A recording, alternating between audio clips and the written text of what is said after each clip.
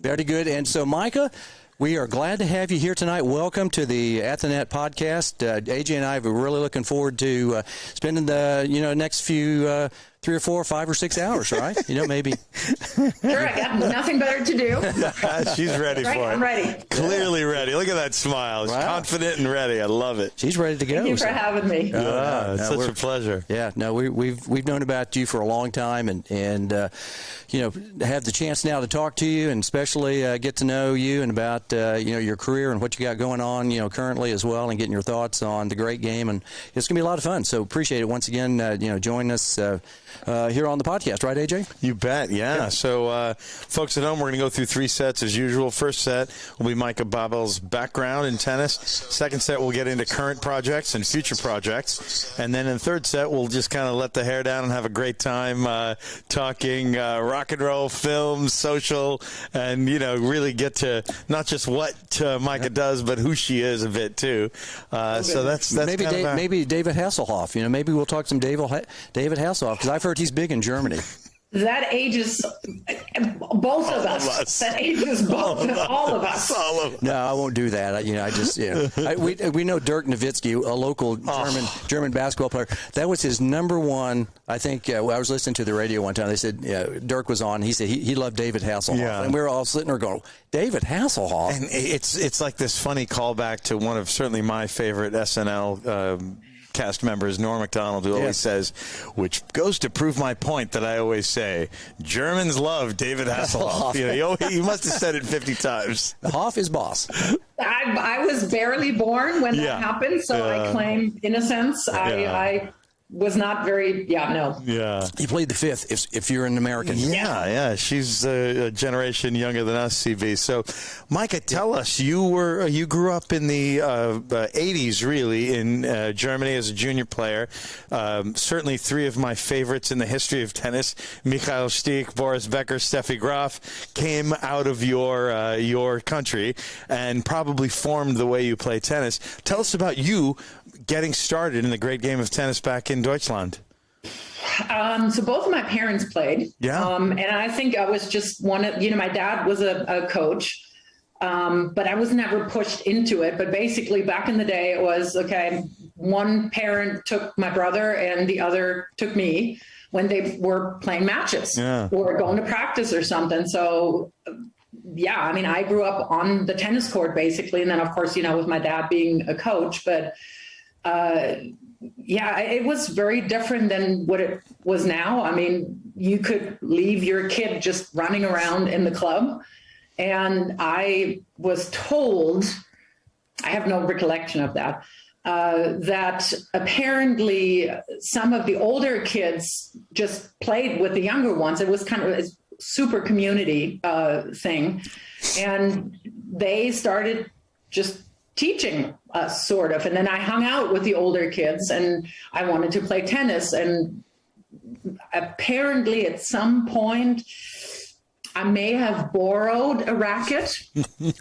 I call it borrowing. Somebody else said I stole it as a 3 or 4 year old. And my dad couldn't find me. And somebody said oh, she's at the ball wall. She's been taking down the ball wall for hours. And he never knew that I started hitting because some of the older kids just started, tossing balls to us or to me, whatever it was.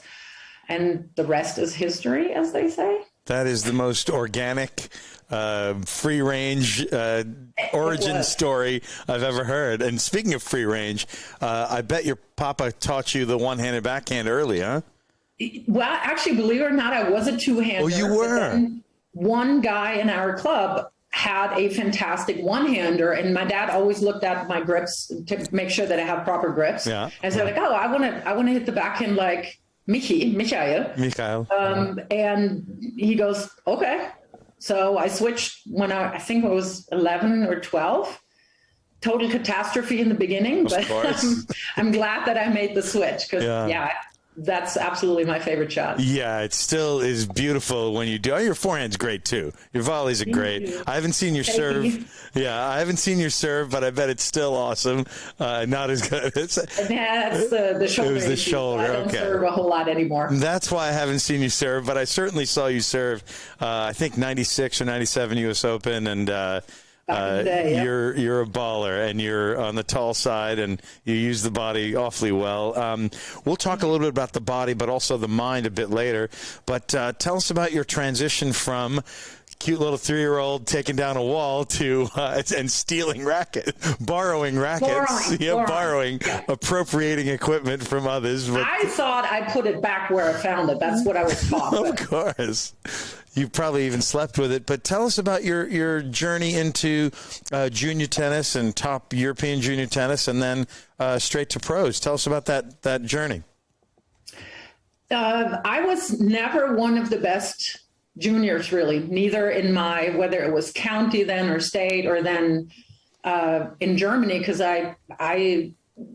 whereas there were already kids. So one of my contemporaries is Anke Huber. And I remember the very first time I qualified, or I was picked for the German championships at I think, under 14s. She won it. And I was just looking from afar, going like, holy bananas. Yeah. Like, this is, but she was already really, training a whole lot more, and me going to still playing basketball and hanging out with my friends, and total late bloomer, basically. So the time when I decided, okay, I really want to focus on tennis was maybe when I was 14. And because of, having a one-hander, being a little bit more versatile with coming in, trying to play serve and volley as a 10-year-old. You get lobbed all the time. Always a great idea. But it just took a little bit longer to put this all together. So, I was not ever picked for anything to represent Germany until I was 15, 16. And then that's when I really started to leapfrog some of my peers. And I think it was really due to my dad teaching and insisting on having really, really solid fundamentals and technique. And of course, that takes a little longer, instead of just hitting a backhand and a forehand. The decision to turn pro was also a little random. Really? I got called in after, 9th grade, after, school was over. The principal called us in and said, like, well, we had complaints about Meike because, teachers can't grade her anymore because I was gone so many times then. So, I remember one time I walked into a biology class, Friday's last period, and the guy goes, "Who are you?" I was like, "I'm one of your students. I was just not here the first 6 weeks because it's still summer." So they said, like, well, you have to make a decision. Either you commit to more full-time schooling, or, here's the deal. You can turn pro, but, and then I did that with my parents. If I don't break into the top 200 within a year, then you can go back to school. You're being held back that 1 year, of course. Of course, which 16-year-old does not say, I'm not going to go to school anymore? I was like, woohoo, I'm out of here. See ya. But I had no freaking clue what I got myself into, to be honest. So that was, rather random. Yeah, and your vulnerability and your humility, also your skills, it's inspiring. And I think it sounds like almost everything you're telling us can be spun as inspiring to somebody who's learning from you or somebody who's learning from us. And I know Craig and I, as coaches, we promote the attacking style and a well-rounded style, even if it means that you spend a bit more time developing rather than just getting results and winning. So we see that as such a good trade-off, and it's warming my heart to hear that you're so vulnerable and real about it. So we love that. Let's get into cracking the top 200, because clearly that happened and then some, right? You even cracked top 50, top 30, and you were, I don't think you were seeded in slams, but you were seeded in just about everything, yeah? I think I made this, 32 when I was 27. Yeah, it was 32. I think at 1 or 2 I might have been. Yes, good. It was really, my dad was my coach, and neither one of us, to be perfectly honest, had any idea what the hell was going on. Awesome. It was just, okay, I had done really, really well this summer before I then decided to quit school in 10s and 25s. I think I had one or two. And at that time, you know, in the rankings, I think there were 600 or 700 women ranked. And I think now it's close to 2,500 or even 3,000. Yeah. So it was certainly a little easier to get your first steps in. And I do have to admit the German Federation did give me some wild cards. They did. And I did really well at those occasions. So I think that was really the key to jumping fairly fast and making pretty good strides. And within a year, I was, I think, in the top, just about, I think, qualifying for Grand Slam. So when it was then, you know, time in the spring again to see like, okay, am I going to go back to school or not? It's like, no, definitely not. let me negate that right there. But yeah, I mean, it wasn't all, now I can laugh at it. And now, you know, I can, you know, hindsight, totally fun. And it was a rough time because you're making this transition as a 16-year-old. And, you know, I remember coming back to school and hanging out with my then, you know, friends. And of course they couldn't relate to what I was doing and I couldn't relate to what they were doing anymore. So I think I was fortunate that in my club in Germany, I had a group of really, really great friends who I then later also played with in team tennis. And we had a really good team and kept two really good friends from school that didn't care that I was playing tennis. Yeah. And that was really, really good to just, you know, when you're doing tennis, you're doing tennis. But when you're with us, you know, we're listening to Guns N' Roses, Temple Pilots, rock and roll, man, and 90s, and do whatever else, you know, kids do at that age. Yeah, that's awesome. You know, I want to get to you saying sayonara to school, but then doing so much school when you moved here to the States after retiring from the WTA Tour. But let's stick to the tour a little bit. What are some memories that stand out for you, whether it's playing in your home country or in all four slams several times each slam? I mean, the first years, super mega quadruple imposter syndrome. Imposter. Absolutely. I mean, I do remember that very vividly. First time I played at Roland Garros. I had played it as a junior once, but lost first round and was out of there within like literally a couple hours. Oh, wow. I was walking around and just going, you know, kind of let me hide here in a corner somewhere. And then and in the beginning, you know, you're the new kid. People don't know you. So it's really difficult to find hitting partners. And I do remember that Judith Wiesner. Judith Wiesner. Yeah, I remember her name. Yeah. She was the first one of the back then big name. I mean, I think she was top 20 at the time, to hit with me and basically say like, hey, kiddo, it's okay. You know, we've all been there. And the first really strong and amazing memory was me playing Martina Navratilova. Wow. In Filderstadt. And I had just qualified. That was actually the first year right out of school. And we played the night match in Germany, in Stuttgart, what is now Stuttgart, and on clay. Back then it was on hard court. And we were waiting to be taken to the court for the night match, basically. And, you know, you stand there in the players area and I want to say she was one in the world at that point. I'm not 100, but definitely up there. She won the whole thing then, of course, again. Yeah. And I was literally shaking like a leaf. Unbelievable. In the waiting area. And Martina comes over, puts her arm around me and goes, take a couple of deep breaths. I saw you practice. You got a great backhand. Go out there. Let's have fun. You're going to be fine. Unbelievable. And I was like, excuse me? Yeah. Who would do that? Right. And that's just the person that she is. And that was, and I did really well that match. So I was actually able to walk, you know, kind of die of nerves. Yeah. So those are the kind of the weird things. Like at one point you're like a total nobody. And then all of a sudden, you know, somebody like that comes over and actually really cares about you as a person. She's such an amazing tennis player, but also a mentor. Certainly one of my favorites. I'm guessing this was about 1992. Yep. So, yeah, Is exactly. that right? I'm also wondering, it's in Stuttgart, in Germany. Was there a Porsche in the corner of the court? Oh yeah. Oh, yeah. What? I couldn't even drive it. I wasn't even 18 yet.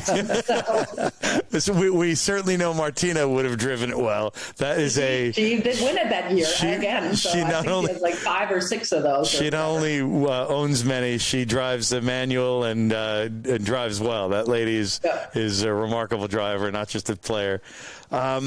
What can we ask you about that we haven't already asked you about your time at the top of the game? It was unfortunately cut a little short because that was the time really. I think it was 95. That's when I had my highest ranking. And I'd finally started to put together everything, the transition from being a normal kid to now traveling full time, to making the mental adjustments, to finally my game coming together also, because again, even on tour, it still took a while to adjust, physically getting up to that level. And that's when injuries started to hit. So I think from 95 on, I never played one full season, but that was when I had my best results. And that was certainly when I started to kind of claw my way up into the top 30s and, also having some of my best results, and that incidentally was also where I definitely had my best results in team tennis in Germany. Yeah. Because everybody at the time played it because there was a lot of money in it. So I actually had much better results in team tennis than I ever had on tour by myself, because I love playing on a team. On a team, yes. You're looking out and there's your friends, and they were my friends. I mean, those were kids that were there and training there all year round, basically. It wasn't just a bought together team like many of the other teams. So it was really a feeling of, okay, these are my peeps, so to speak. And that kind of, ups it all a little bit. Most of our friends who compete in, let's say, Fed Cup, Billie Jean King Cup, or Davis Cup, or college tennis, or I guess take a guy like Nick Kyrgios, whose ranking may not warrant him to be in the Laver Cup, but his performance does. And that guy seems to, like a lot of guys in Davis Cup, they perhaps overachieve in the team environment, and maybe they don't year in, year out, 50 whatever weeks a year. What are some things that you do in your practice, and we're kind of transitioning into the second set a bit here, but in your practice, in mental coaching, what are some things that you do to help you recognize, okay, that is a bit of a team player, and let me bring some of that to his or her individual tennis? How do you do that? How do you navigate that, whether you're sensing it or communicating it or both? I mean, you hear it. And mostly I'm working with juniors, and they get picked for zonals or regionals or whatever it is. And you feel the energy when you talk to them. It's like, oh, or I love to play doubles. And when we do it on Zoom or, pre-COVID mostly, like in person when we have the chance, you do see a totally different body language. And they also describe that, right? That there are different pressures. There's less pressure because it's not just you. There's more pressure because it's not just you. But also the joy of competing on a team and being held by a team a lot of times. I have had players who said, I hate being on a team because even if I'm winning and everybody else loses, I'm losing. So you have both. But for the most part, a lot of tennis players really, really value the time in whatever team, whether it's high school or, Billie Jean King Cup or Davis Cup or college especially. Yeah. That's such a special time because most of the time, and especially when you're on tour, I mean, you play, as you said, you play 48 weeks out of the year. Yeah. It's just you. And all of a sudden you have people that actually, in an ideal case, all have the same goal. And it is pretty amazing to see your flag going up there and hearing your anthem. I mean, that's pretty cool. Goosebumpy. Goosebumpy, like you're up. It's deuce. You won the point, and it's Avantage Deutschland. Like you're hearing that. That's crazy. That's pretty special. Emotion, yeah. Let's transition into that second set. But before we get to current and future projects, tell us about all these things you've done at Vanderbilt, at Tulane, at Duke University that have educated you to the point where you're not just an authority by background, but an authority by education in mental skills training. Yeah, so, I mean, education, period, was always really important to my parents. And also important to me, because that was always one of the things that I really didn't like on tour. Yeah. You know, when you were, so I was caught apparently also oftentimes with a paper. Back then it was literally still paper. Reading the paper because I just didn't want to talk about tennis anymore or going shopping. Typical. Not really my thing. Yeah. So that was one way. But then also I just genuinely like learning. And it was really important for me to, because I had experienced that when I couldn't play. What else do you do? Of course, every, pro player can be a tennis pro then at some point.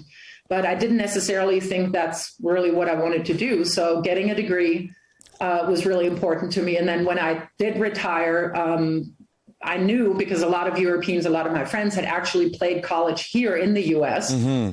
So and they said like, oh, you can be a grad assistant, although I was an undergrad, but there is that thing, you can be an assistant coach and still go to school. And that's what I ended up doing at Tulane. And I really intentionally picked really good academic schools. That was my number one. I didn't really care as much about the level of play, to be honest, but of course Tulane ended up being really good. And then, my first 1 or 2 years at Tulane, I fell in love with coaching because I was able to really connect with the young women on the team, because they also did not experience a whole lot of female coaches. Like most of my players had never been coached by a female. And then we were actually a season opener for Vanderbilt. Uh-huh. And, double header, the warmer-upper, because Vanderbilt had just been in the finals that year. And so I kind of watched their practice and then went to talk to Coach McDonald's and said like, hey, I'm a young coach and, could I pick your brain on some stuff? And we had a fantastic, conversation. And when I told him that I had played, he goes like, you're not going to pick my brain. I'm going to pick your brain. The other way. Yeah. So we stayed in touch. And then the next year, the opportunity opened up there. And that's when I, transferred literally as a student, but also then, of course, as a coach. And that's when I got my degree in human and organizational development from Vanderbilt, which does serve me every day. I do have to admit. It does. Because you learn a lot about, organizational psychology, if you will. When you coach teams or just individual people, it's, a lot of the same things. How do you get somebody to perform at their best, tapping into their skills, tapping into their strengths, mitigating their weaknesses a little bit. Same thing, whether you do that in an organizational setting or on the tennis court, very similar. And then I also went to Duke because I actually did talk to Jack Groppel.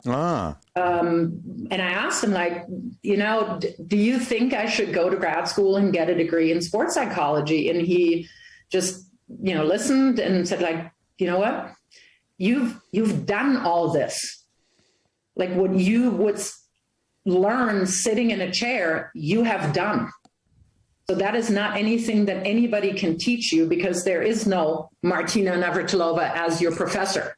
There is no playing in front of 5,000 people and not having a clue what you're doing. Those things, or you won the tournament last year and now you have to defend it.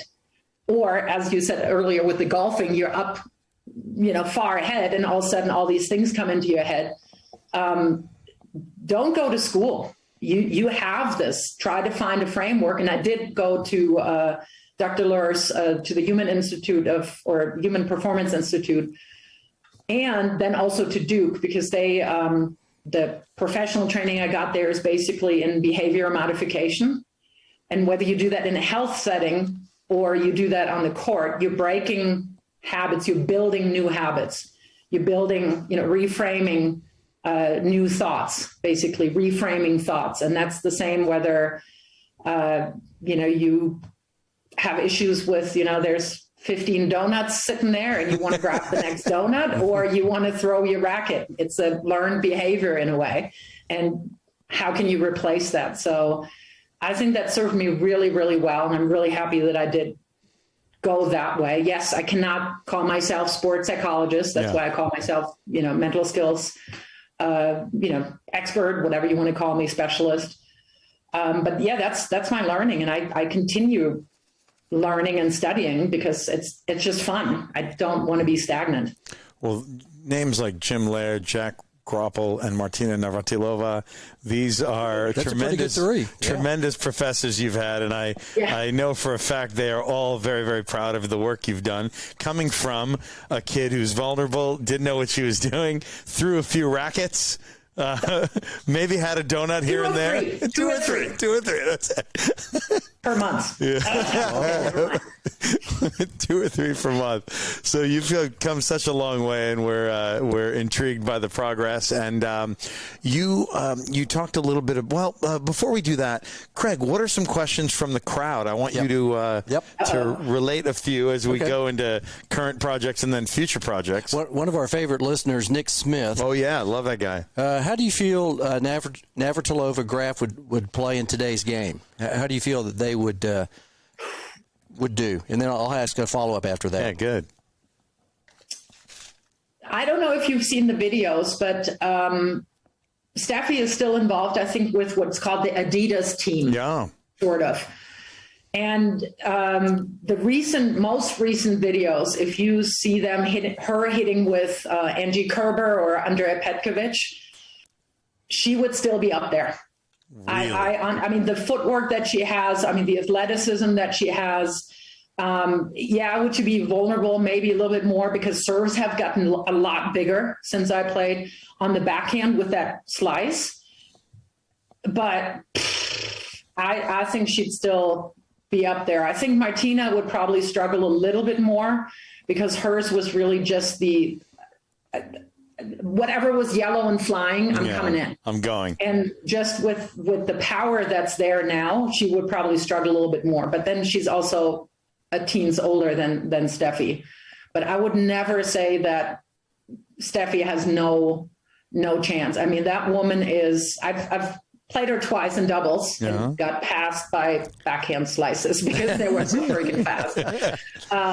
And I trained next to her a couple of times, and you're just going, okay, yep. Yeah. You're the goddess, period. Mm-hmm. There's nothing you can say. Last person to ever win the Golden Slam. Actually, 1988, unforgettable, yeah. Yeah, I mean, that's tough to do, and it doesn't matter what era you do it in. That's some greatness right there, Steffi Graf. But, yeah, I didn't know she was involved with still in tennis. You don't see her much. I mean, that really, she keeps a pretty low profile. I mean, she's not on television, and we'll have to get her on At the Net podcast, maybe. We do. We have to get her. Maybe Meike can help us, No, I don't have her on speed dial. I'm pretty sure she would remember who I am. Okay, well, I know she was. But I was not buddies with her because, she was on top of, Mount Olympus, and I was kind of more in the foothills. In the foothills of it. Yeah. What about Martina? You said Martina would have a little bit more, even at top 82, 83 when she got in great shape. I mean, she changed the game of tennis, I think, on the women's side and also on the men's side to some degree. Her and Yvonne Lendl, the two Czech players, really pushed athleticism and fitness training. And that's my era. And I just watched those two really, Martina, I wouldn't call, she had quite a few donuts probably back in the day. And in the 70s when she was defecting over here, she chose that was comfort food. She had donuts and broke some rackets, but then what a specimen. Oh, my goodness, the nutrition and mental and obviously physical, like you mentioned. Yeah, so she really kind of transformed her career. So do you think like that Martina would play well? Because that's the second follow-up question to Nick's question. Attacking game, attacking style, would that play well in today's game? So kind of a 1A, 1B question in the second part. I mean, quite honestly, that's such a two-edged sword. So, women develop physically a lot quicker or a lot more earlier than than guys, and they are so much more successful. And that was actually also when I came up the case already. So they're so much quicker successful with just a with a backhand and a forehand. And now, of course, these days it's also like, oh, women can serve, with 130 miles per hour. Whereas, in my day it was like, oh, get the serving, get the point started. So I remembered that at the end of my career, the returns had gotten way better.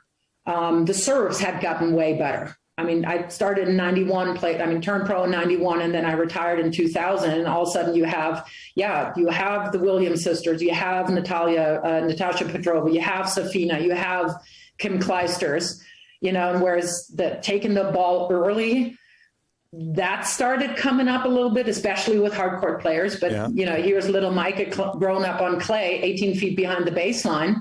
And big hitters, I had zero chance. And that really, and I said that before we started coming on live. I actually, at my very last tournament in Essen in Germany, one of our younger kids said like, hey, this is Kim Clijsters. They used to play like juniors together. She's really good. And so I watched Kim Clijsters, and I must have been one of her first pro tournaments. And I'm like, it's time for me to retire, because I got nothing on that. Wow. I mean, it was so fast. It was so much harder. The athleticism has changed. A couple of years after I retired, I went to Frankfurt, where I used to train. I mean, I already lived here in the US, but went back home and just happened to catch Andrea Petkovic and Angie Kerber preparing for something there, because there is an academy now. And I watched them train, and what they did in the weight room was what we would do off season as max effort, was something that they did as maintaining in a regular tournament cycle. So it was, the physical development now. I mean, Maria Sakkari posts a lot of the physical workouts that she does. She's crazy. And I'm going, how? Yeah. So if I had to do this, cute. I mean, they would literally look back at what we did back then and go like, oh, that's cute. Oh, that's cute. Warm-up. Yeah. Cute. Right. Yeah, we do that in 5 minutes. Yeah, it's an easy warm-up. Right. Yeah. Yeah, that's a good answer. Then also I wanted to follow up with a question. So I was watching the golf event today, and on number 18, the gentleman that was leading actually just blew a shot and ended up, all he needed to do was par, make par. It was 4, and it was a tough hole. I mean, he's playing the PGA championships, and there's a lot of prestige and money on the line, and people are watching on television and also in the stands there. What do you tell somebody who steps up on number 18? Should they go for it? Should they not go for it? Do they play it safe? From a mental standpoint, you're a mental skills coach, and you're talking to this kid Pereira and go, okay, I think it's Mato or Nato. How do you advise? If you're sitting on the bag with him and going, hey, no driver, let's just play to win this thing, or do you say go for it, man, because you're feeling it? The thing, and that's I don't know anything about golf, but I would look back to how did you get into the lead, because that is the the equivalent in tennis. Like, how did you get up to 5-2, 5-3? Did you, I don't know, wait for a shorter ball and structure the point more? Did you attack a certain side more? Whatever. I would certainly not say like, oh yeah, just now go for it, because most likely you didn't get up to 5-2, 5-3 playing the serve and volley or drop shotting totally randomly. Or, if you remember the 2019 U.S. Open, Bianca Andreescu, when she was up and lost the lead in about 5 seconds. And at world class, it's that much depth that is lacking. But she got up to the lead being super aggressive and going for smaller margins. And all of a sudden it looked like she was just hoping, Serena would miss. And at that level, you can't do that. But she also didn't go for it, right? But she certainly did change the game style a little bit. And I think that's what I would tell the person, try to emulate whatever you did to get up to the lead, because very clearly it's working. So also follow up. So I'm interested to hear your thoughts on this also too. Coaching. Do you think coaching should be allowed during changeovers? That because every other sport does that. So could you could actually, like, I know you played Fed Cup, and so was it helpful to have somebody over there going, okay, Micah, here you're doing fine. I mean, because you could calm somebody down. And absolutely, and that's pretty much all I needed, to be honest. I mean, I didn't need somebody to. Yeah, I mean, reinforce some strategical tips, but mostly calm down so that you're actually able to read the relevant cues. Because, if you're going 180 in your head and you're going beep, beep, beep, beep, and cracking rackets and stuff, then, of course, you're not following a very smart tactical pathway. But I don't think there should be coaching, because that would be a huge advantage for the better players, because they are able to have better coaches just because they can pay more money. If you go down the rankings, I mean, you'll see coaches, but you don't see coaches with the experience of a Patrick Mouratoglou or Darren Cahill or, whoever it is these days. I mean, there are still players traveling with a hitting partner, but that's all they have. Right. So I think, I don't think it would level the playing field. I think it would make it even more uneven. Interesting. Yeah. I mean, did you ever feel like, so let me follow up, since, we do have a few listeners right now, but you don't have to give away the total secret on this. Were there ever signs out there? Were you playing against players who had some people in the stands that might be going, hit it to the forehand, hit it to the backhand? It wasn't that hidden. It was forehand, forehand. Really? It's like, Micah, forehand, it's like that. And some of my, one of the worst experiences I ever had was when literally my coach was yelling from the stands, but I was so dense that I didn't see it, was playing Mary Pierce at the 1998 US Open. We had actually gotten into a third set, and that was by attacking her forehand more than her backhand, because her backhand was clearly her better shot. And I twisted, and we had a timeout, medical timeout. Nothing happened, but it interrupted everything. And I went back to going to her backhand, which was obviously not how I won the second set. And my coach was literally in the stands, forehand. And I, for whatever reason, I'm sure he did this, and did a cartwheel and held a sign up. I don't know what the heck he did. Signals. Well, but I was too wrapped up in whatever I was wrapped up. It's hey, I have a shot at winning against I don't know, I think she was 4 in the world at the time. There is and was very open coaching. Well, you're being coached against with our buddy Craig Carden probably about that time against Mary Pierce. That's right. He was our first guest on the show. Craig's a local coach here and also a world-famous coach. So I know he coached Mary about that time, I think. So, like when you said, really high-level coaches, I mean, Craig's really an interesting guy. He's a really fine coach, and I know he's out there right now. I think Christina McHale, isn't he? Isn't he doing Sounds right. I think Christina at the French Open. But, when you said Mary Pierce, I was like, about 98. Yeah, it's probably Craig Carden right there. He probably could be him. Yeah. Right. Yeah. Do you know Craig? Have you ever met him? I'm sure in passing I said hi, and he worked with Martina, didn't he? He sure did for years. Yeah.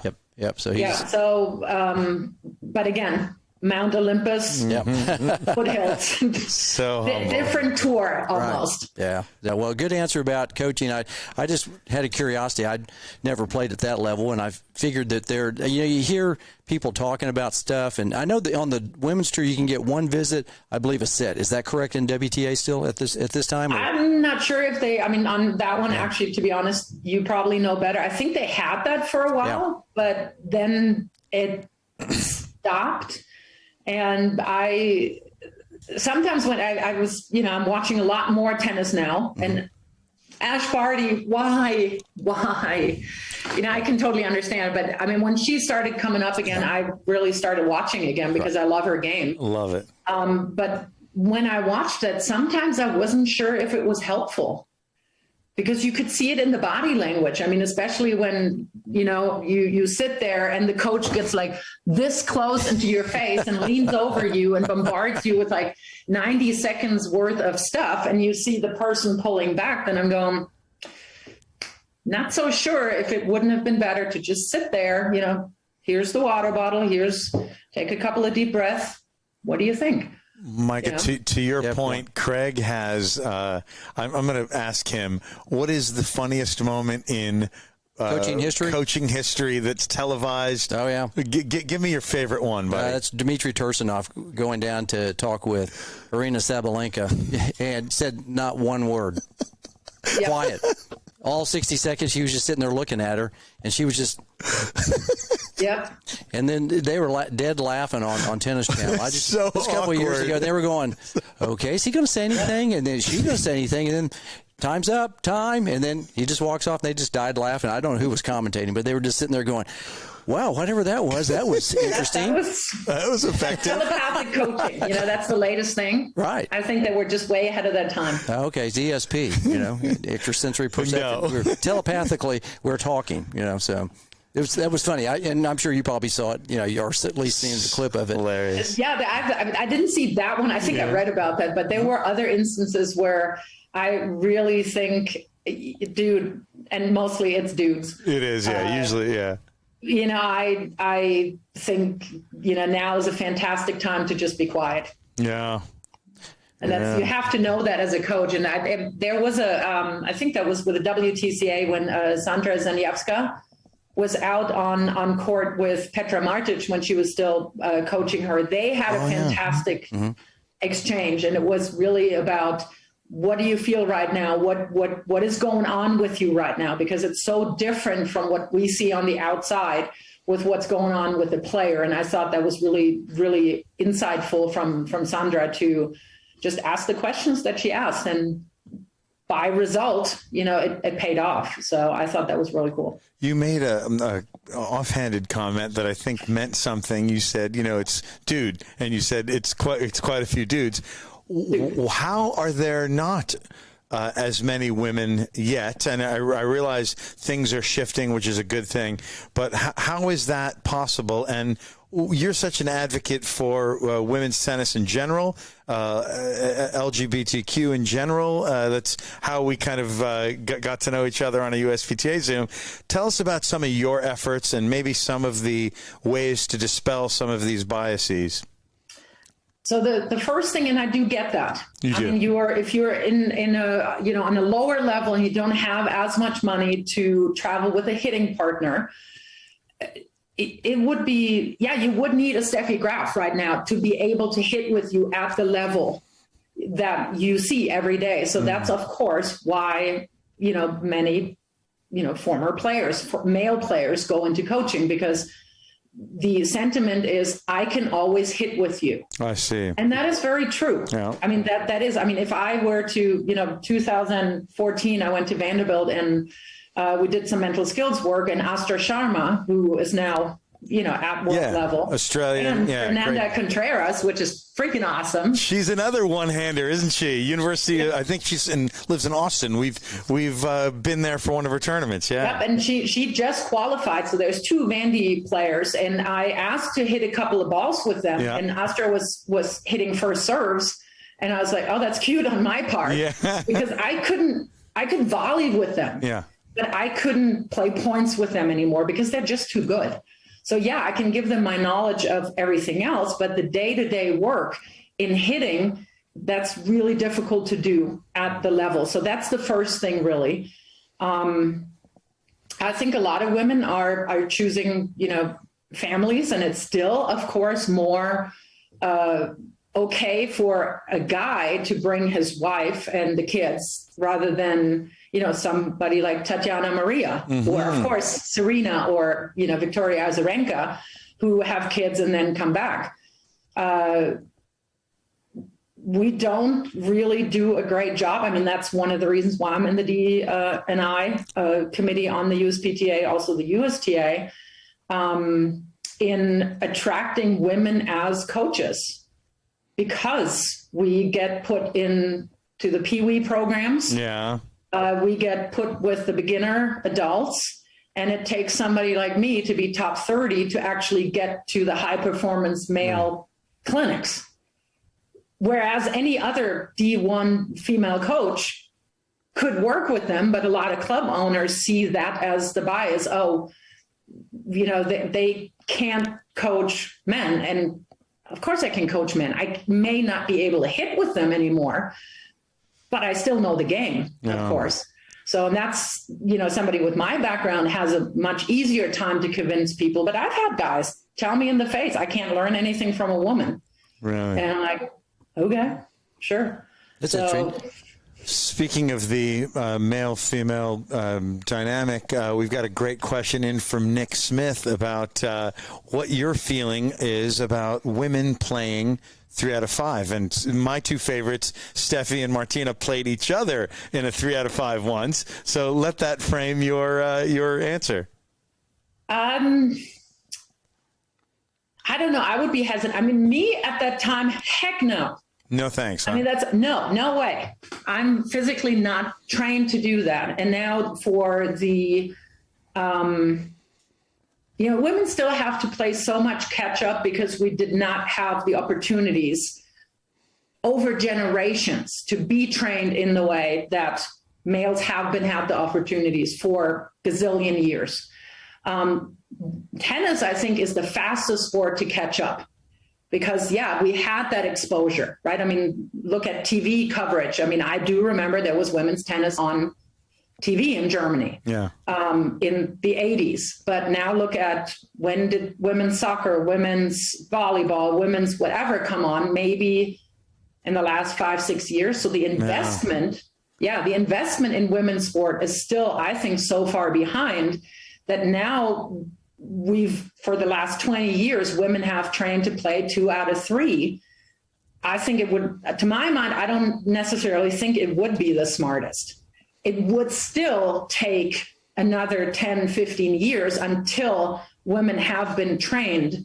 We have adapted to that kind of thing. But for sure, I mean, look at the women that could play now. They could probably do it. Would that help the longevity of their careers in terms of injuries? Not sure. I think Maria the Sack Attack would get through it, but she probably danced through them and whatever she would do. But I think that would still need a little bit more time. And I'm not opposed to it. I don't ever say women are physically not able to do it, but it's like, okay, let's go step by step here. Don't throw women again into something just because men say that's what they should do. Yeah, there was a great match today. FAA came back from 2 sets down. That's right. He lost 2 and 2. I saw that, yeah, and then he won 3 in a row. Yeah, I know. I was like, wow. It's interesting because he would 2 out of 3 set match. He was out. He was out the first round. There were a couple upsets, and I know we'll talk about the French Open here in a second. Of course. But I thought, wow, that's really interesting because I was looking at the matches today, and he was the only one to ever come back. There were many 5-set matches, but first 2 sets, he looked like he was just whipped, and then all of a sudden got his game together, or what? Uncle Tony must have been saying something. Rafa, maybe Rafa might. What would Uncle Tony say, Rafa? Well, Craig Bell, thank you so much for asking. No, I'm gonna work hard with Felix, with Tio Tony. No, we're gonna make a good tournament. No, 2 weeks we have. It's not just 2 sets. Wow. Right? Wow. So, sorry, Micah. We digress there. So. Yeah, I'm like. He's pretty good. He's pretty good at it. Hello, Tony. Yeah, Uncle Tony. Yeah, I saw, and I forgot that Uncle Tony is working with FAA. That's right. Yeah, and I saw him. He was really into it. I think if you all were watching, Uncle Tony, he was up. He was in there. He was doing the vamos. He was I saw overtly cheering his boy on. I love it. No kidding. Yeah, I was like, whoo, down 2 sets, and you look like you're down on the count. You're on the canvas, and they're counting 5, the old official. But FAA came back, and you could see he was really into it in the 5th set. That was awesome. I love that fight at the end. That was brilliant. How much he showed, how much heart. Yeah. That's why I like the men's game, from that standpoint where they go 5 sets. The women, I could take it either way because they have some really great matches as well. I mean, there's some really fun stuff that we'll talk about on the French Open side here in a couple of minutes. But the women, they fight, and they get into it just as much as the guys do. For sure. It's awesome. Yeah. Hey, I mean, just look at the Strasbourg final. oh, yes. Yes. 7-6, 7-6. 7-6. Yes. And that was one of your compadres, Angelique Kerber. Yeah. How about the reaching lefty crazy angle she made? Yeah. That was awesome. That was something Rafa does, all the all the highlights. And I was so happy to see that Angie with that red YONEX. That I guess neither of us uses that red one, but you could feel that there was a little bit of graphite and strings making that sick angle. A mixture. It was a nice blend. That was awesome. Yep. Hey, let's before we talk third set and French Open, current and future projects. What are you doing currently, and how? Maybe you can take us through the Zooming, because you've got clients not just in your neighborhood. You've got clients all over the world, and maybe you could also throw in a plug for how people can get a hold of you, because you're clearly brilliant, and you're going to benefit a lot of our listeners. So I mean, I do work with athletes of all sports, but predominantly, of course, tennis players. And Zoom is fantastic. Right. And I've done that before, the pandemic, but now really, I think everybody else has really become way more comfortable with it. And has also seen that, it's as long as I can see your body language, as long as I can hear, change in voice and all that kind of stuff. This is very valuable. So you can go to my website, MaikeBabel.com. So the mental skills part is one thing that I definitely do want to develop a little bit more. I've started also in the pandemic, on the urging of some of my clients, a YouTube channel. Smart. And because they said, like, hey, you do actually know so much, and I don't think that there is any female that does that. There are a couple former players but they're more on Instagram, so they're more on the short format. I'm also on Instagram. So yes. Look under my name. Yeah. But that's been really super fun and really, really, I want to say gratifying, because I get really great feedback, that it's nice to have the perspective of a female and also of a former player. So that's definitely something that I want to develop a lot more. And that's it. I mean, at some point I have to look a little bit into other venues, because one does not get younger. One cannot be on court 45 hours a week anymore. You are still fit. You're nowhere near 50. You're looking strong. I'm not worried about you. It's getting there. I mean, I can, but I do have days when I'm coming home to my cat and I can't, talk to my cat anymore because I'm hoarse. And, the cat just looks at me and goes, you need to chill out. The cat is always right.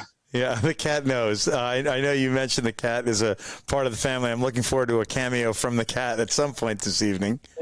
Not yet. Yeah. Nah, he's out there somewhere. He's over there, yeah.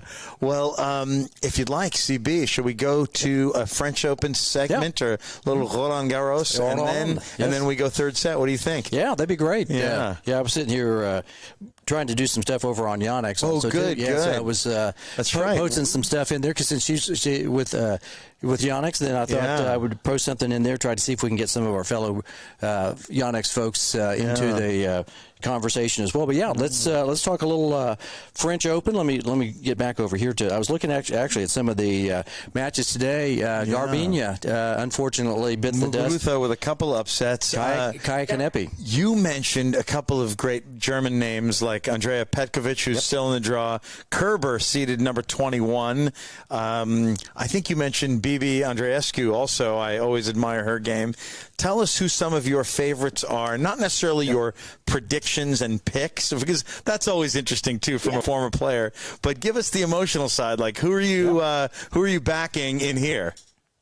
I mean, I always want the Germans to do well. Of course, because the funny thing is, Andrea Petkovic, and she probably wouldn't remember who I am, because she grew up in the same area in Germany. We trained at the same facility. So that's always incredible to hear. And I'm still connected with people in Germany, and they as she was growing up and getting better, and you hear her story and her journey. It's Iga Swiatek all the way. I don't see anybody. unless she's kind of having some kind of weird mental, I don't want to call it a breakdown, but just the thing gets too big for her because everybody thinks she's dominating so much. Yeah, I mean, I'm still kind of sort of crying every now and then when I think that Ash Barty retired, because I think she's just a phenomenal person. Yeah, on the women's side, I don't necessarily have as much heart in it, I want to say. I mean, Iga Swiatek would be fine. Yeah. I had hope that Ons Jabeur is doing a little better, but she's already out. Because the drop shot queen is just phenomenal. Yeah, I would like to see Leila Fernandez do really well, because I think, and Emma Raducanu, because I'm sick and tired of them being called one-hit wonders. Yeah. Because people don't understand the natural development of what a win like that does to somebody as young. Not that I would know, because I never won a Grand Slam, but I can sort of think my way through it a little bit.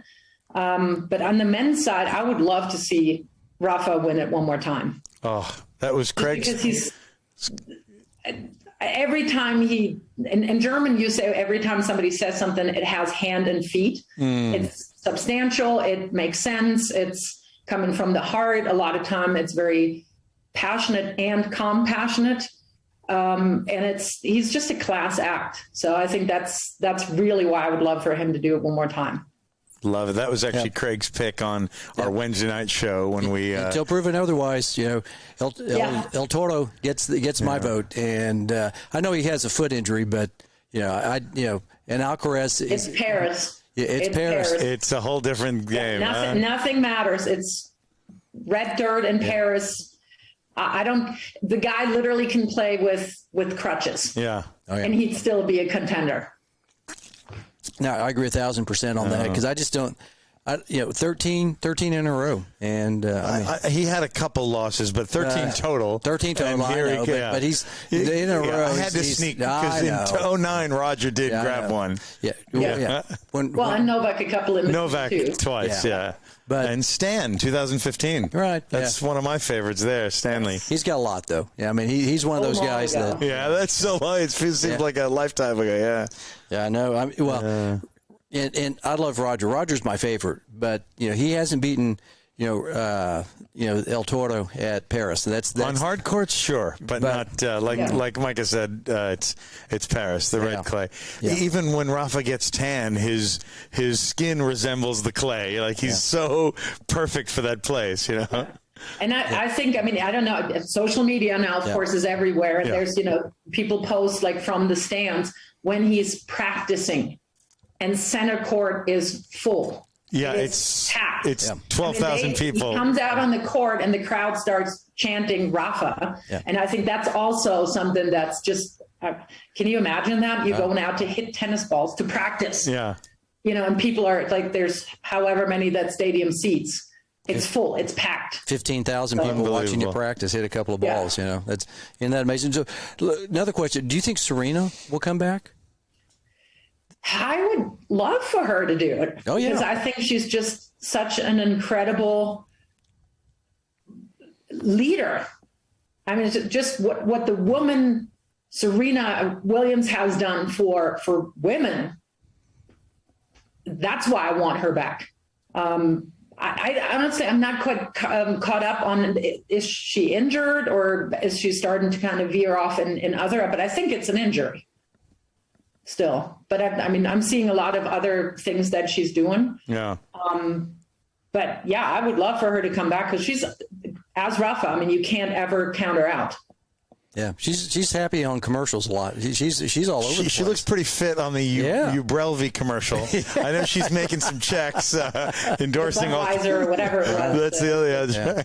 Yeah, for the Super Bowl or something. But I think the last pictures I saw was when she went to LA to the first game of that team that she just helped found. I think Los Angeles Angel City or something. Which I thought is super cool. Just, a bunch of women getting together and saying like, okay, we can do that. Yeah, of course we can. So cool. So cool. Yeah, I would love for her to come back. Yeah.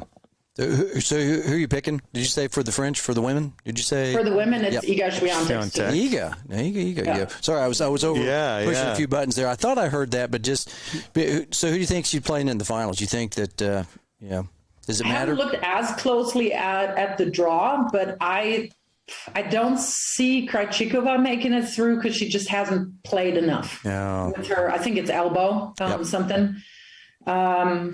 I would love to see Paula Badosa because I think she's awesome. Yeah. But I'm not sure if they're in the same half of the draw. Well, I know Angelique Kerber is at the bottom half and Iga is on the top half, so maybe that's one of the possibilities. That would be a good one. Although I find it always a little, when you win the tournament before, I think it's really, really hard to follow that up. And then do really like Ons Jabeur, for example. She did so well everywhere else, and then the expectations are so high. And it is a very short time that she has to make that transition. Yes, Strasbourg is an hour from Paris. Yeah, it's close. So probably best case scenario, but it's still two different worlds. Like one smaller tournament and then Grand Slam, and then having to carry over that performance over 2 weeks. But that would be cool. She's never out either. Yeah, no. Yeah, that's where I miss Ash Barty. That would be a great matchup, Barty versus Iga. Ash and Iga. Boy, that would be just the variety of Ash. I would have loved to see that as right now. The duel. But then Ash was out.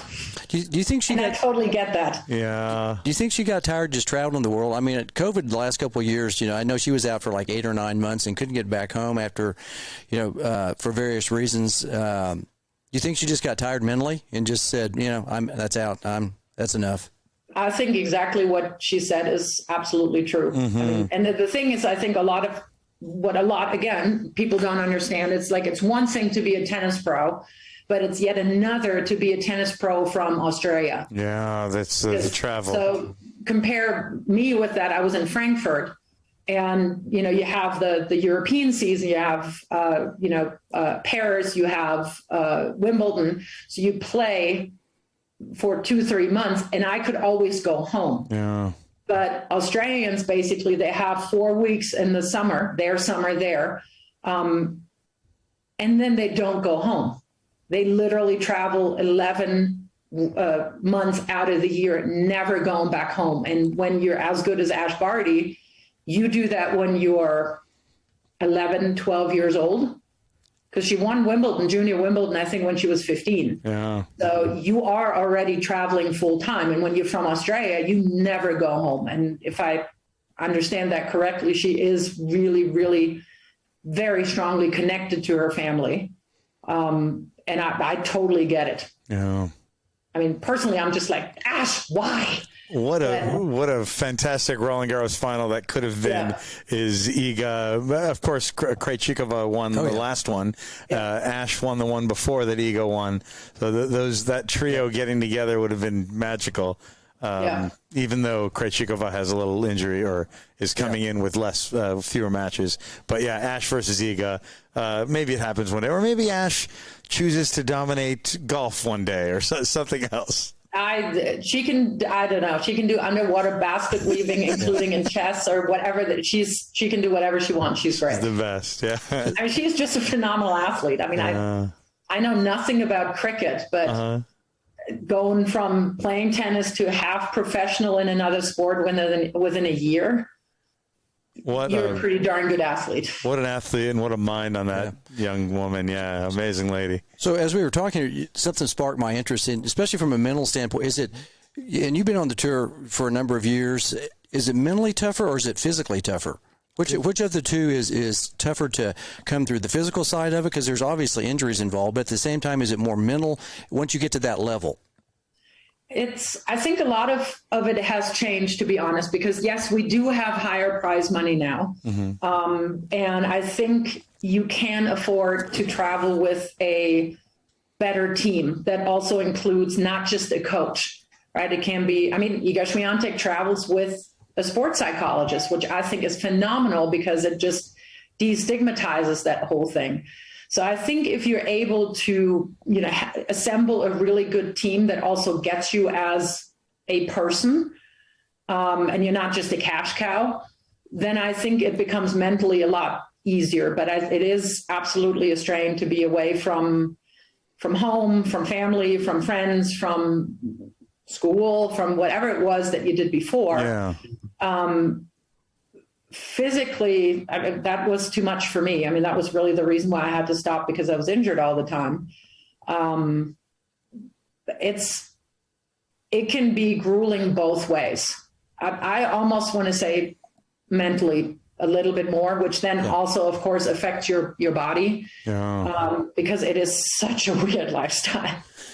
It's such a weird life. The travel, the individual nature of the sport. Yeah. Mike, I want to follow up on that very nuanced answer you gave to a tough question. You know, the mental side used to be focused on words like burnout, words like mental fatigue or mental frailty or fragility. We're hearing words like depression and anxiety more now than we did in the 90s and early 2000s. Tell us a little bit about how, first of all, how that's impacting your practice and the players you work with, and how you have chosen to deal with that and help them through those struggles. Well, the number one is I am treated for depression and anxiety, only that back in my day, the knowledge about it wasn't as big.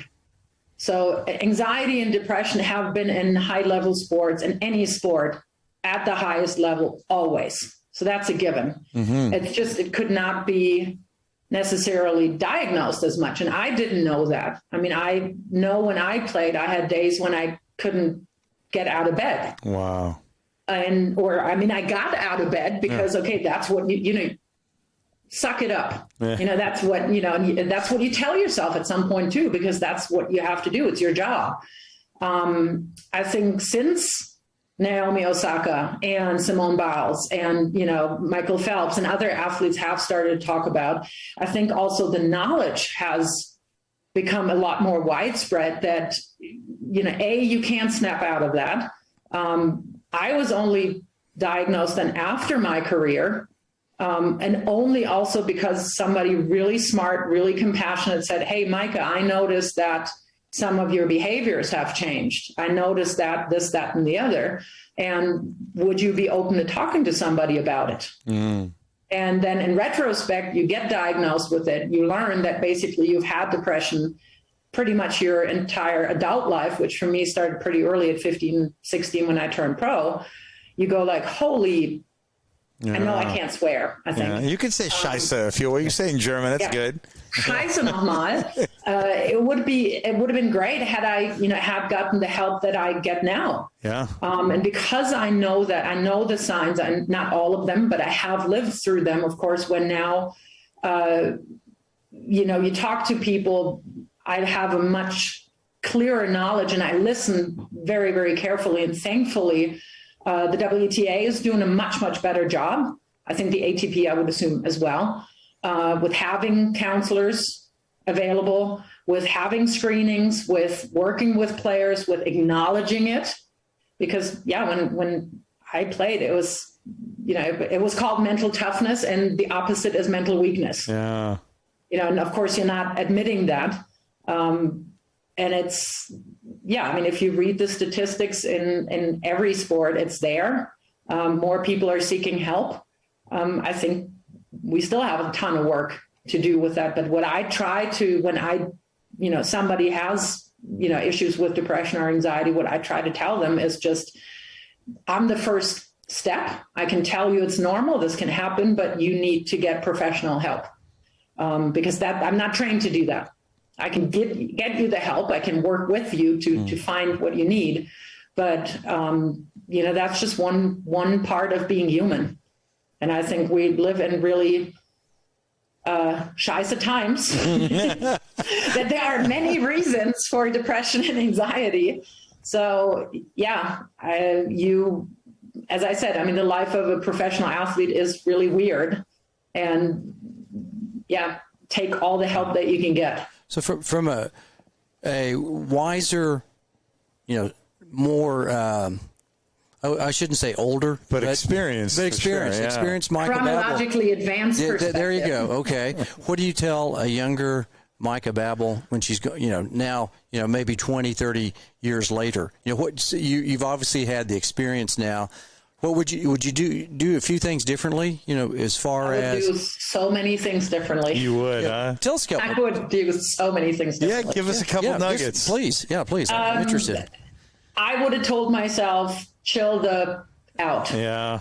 It's tennis. It's you're not going to die. I love when Carlos Alcaraz, after he lost fairly early in whatever tournament after Miami, he says like, you know what? I didn't die today. Yeah, There's that was another match. Yeah. That was Monte Carlo, and he lost to Sebastian Korda. It was no shame losing to a guy who played this much better on the day. Yeah, I loved his perspective and his resilience. Yeah, I think I would have just I would have gotten a lot quicker into I'm working with a sports psychologist, meditation, mindfulness. Trying to find other, and I did try to do that really, to find other interests so that, your whole identity doesn't get wrapped up in tennis. When you lose, you're a bad person. When you win, you're a great person, which has zero to do with each other. But that's how kind of screwed up our thinking is sometimes. I definitely would have worked differently physically and sought out, I think, when I thought I worked hard, there could have been probably more things that I could have done preventative to prevent injury. But I think definitely, working with a sports psychologist right from the get-go, number one. That's, I think, and that is one of the reasons actually why I chose to become a mental skills person, because I know how much I stood in my own way in a lot of ways. And how unprepared I was to go on tour and to do what I did. And I was very fortunate that I got as far as I did with as few tools as I had in the beginning. So that's something I think, just to give somebody better start to set themselves up for more success, I think is why I really chose to be a mental skills coach. So follow up to this, because we're in an individual sport, and there's team sports obviously are big in the United States. Football, for instance, and where I'm going with this is we had a local quarterback that played for the Dallas Cowboys, which is like the team of the world. Even I know that. You know this. And I know nothing about American football. One of the quarterbacks went to Cabo over a break, and the fans lit him up because they were in the playoffs. And they said, you aren't into it enough, and you shouldn't be taking a break. They had a bye week, I believe, was the situation before the playoffs started for the Cowboys. And so that's why I'm trying to – it's kind of an interesting question, because do you think the fans are too much wrapped up in – your success also too? Because I was looking at your record, which was great. You're top 20, top 30 in the world, 27, and you barely hit over 500. I think your career record looked like it was 132 and 113. So, I lost more than I won. Yeah. Wait. Well, actually, or barely more than I. Right. But if you count Bundesliga, you won even more. But, right. But Bundesliga's not on the. That's right. On the run. Not officially. I know. Right. Sorry. That is when I actually beat some top 10 players that were in the top 10 ever. Right. There's the team dynamic. But thank you for mentioning that. Of course, dear. Yeah, of course. Yeah. Well, that's where the pressure, I think, comes in also too. Here you are, top 30 in the world, and you barely hit over 500. Yeah. In a tough sport. And then, is it tougher, do you think, from a individual standpoint, or maybe is the team standpoint, is it different from a mental standpoint? Because I think it may be tougher from a tennis standpoint for what you're going through than maybe somebody that's quarterback for the Cowboys, who we won't mention the name, but most of our listeners will probably know who that is. Yeah. And but let's put it this way: I think as much as I understand about American football, and I could totally mess this up, but it is. Being the quarterback is such an exposed position. When they say like a team can win or fall with the performance of the quarterback, and I think you see that every now and then, right? You get somebody traded, and all of a sudden, a team that wasn't that great is now really good. Yep. If I understand that correct, I think that's maybe a special situation there, because it's just such a really important position. In team aspects, I always love that you can protect your ego a lot better. You can get subbed out, and that doesn't feel great, but your team can potentially still win even if you suck. So that kind of helps you save face a little bit and save ego a little bit. In tennis, it's all you. You're under the microscope. If you win, it's because of you. If you lose, it's because of you. And there's nobody else to blame out there. And then, if you could, blame stuff on the team, and I'm sure that's true sometimes, that somebody, messes it up for you with a, terrible performance, whatever it is. But tennis is so weird, especially also with our scoring system and, the way that the rankings work, with the pressure building up to having to defend points. And especially if you have one peak, result, and then you have basically the first half of that year to still, bask in it. But then the next 3-4 months leading up to that, when you have to defend it is when you start to panic. It's just a really weird sport. I always liked playing team a lot better because it felt like, there's so many more shoulders to spread all that crap on. Well, anything that goes wrong on the podcast, I always blame AJ. So that's easy. So it's a team. So that's why I didn't want to blame it on myself. It's his fault. So nor should you. Well, because that's a great answer. I think because one of our people watching suggested Bayern Munich. Soccer, same thing.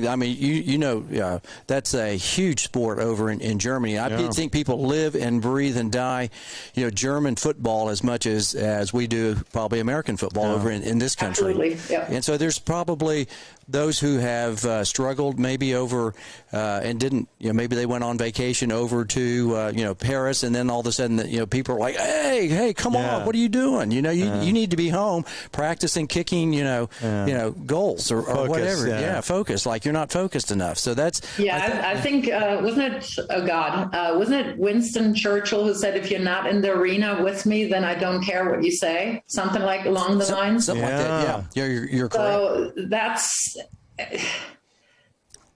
Again, if you're not doing what I do, it's a fantastic opportunity for you to be quiet and sit down because you don't know what it's like to do what a professional athlete does. The strains, the pressures, the whatever it is. And I'm just sometimes really devastated when I'm reading what they have to put up with through social media.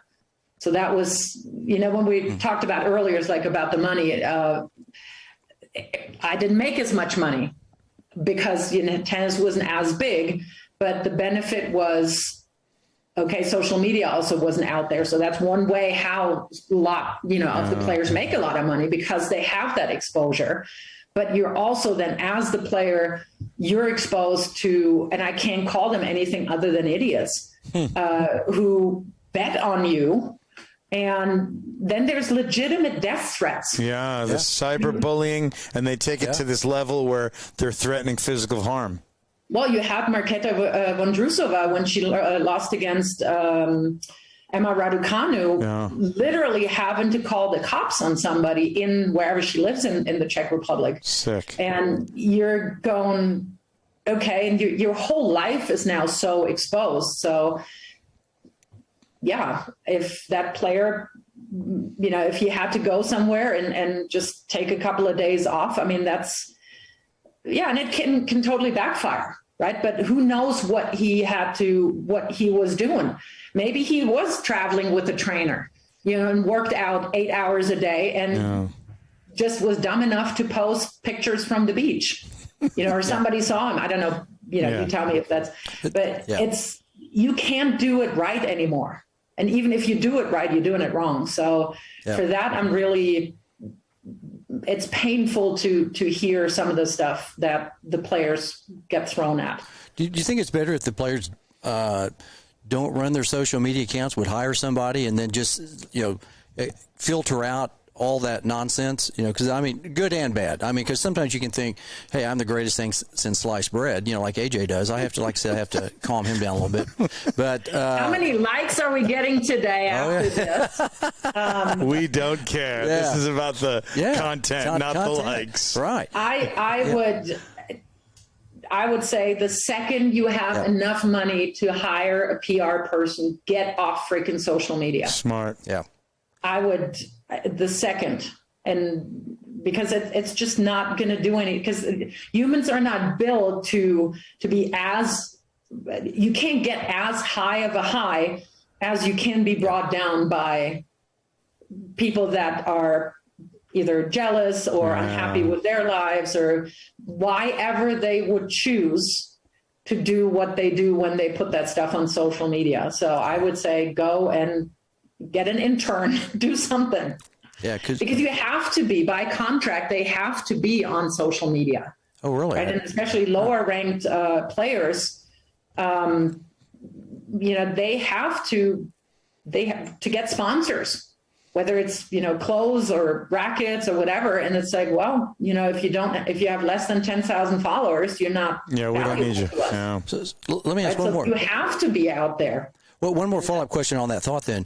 Did the WTA take you all as rookies and put you in a room and say, okay, hey, Micah, hey, whomever, here's what's going on? And did they give you some instruction, some guidance, some training, what to do, what not to do? Was there that type of work done, early on? It was really rudimentary, let's put it this way, just because you didn't have that exposure. But I remember we did have rookie hours. However, as a 17, 18-year-old, I was just wondering what the hell what the heck, I'm sitting there when I should be on the court or something. So I didn't really realize the magnitude of it. But I know that they have that now. Okay. They definitely do that. They do it much, much more thoroughly. And I think they're doing a great job. So the reason why I'm saying that, and I know it, of course, from players, and I'm friends with a tournament director in Germany.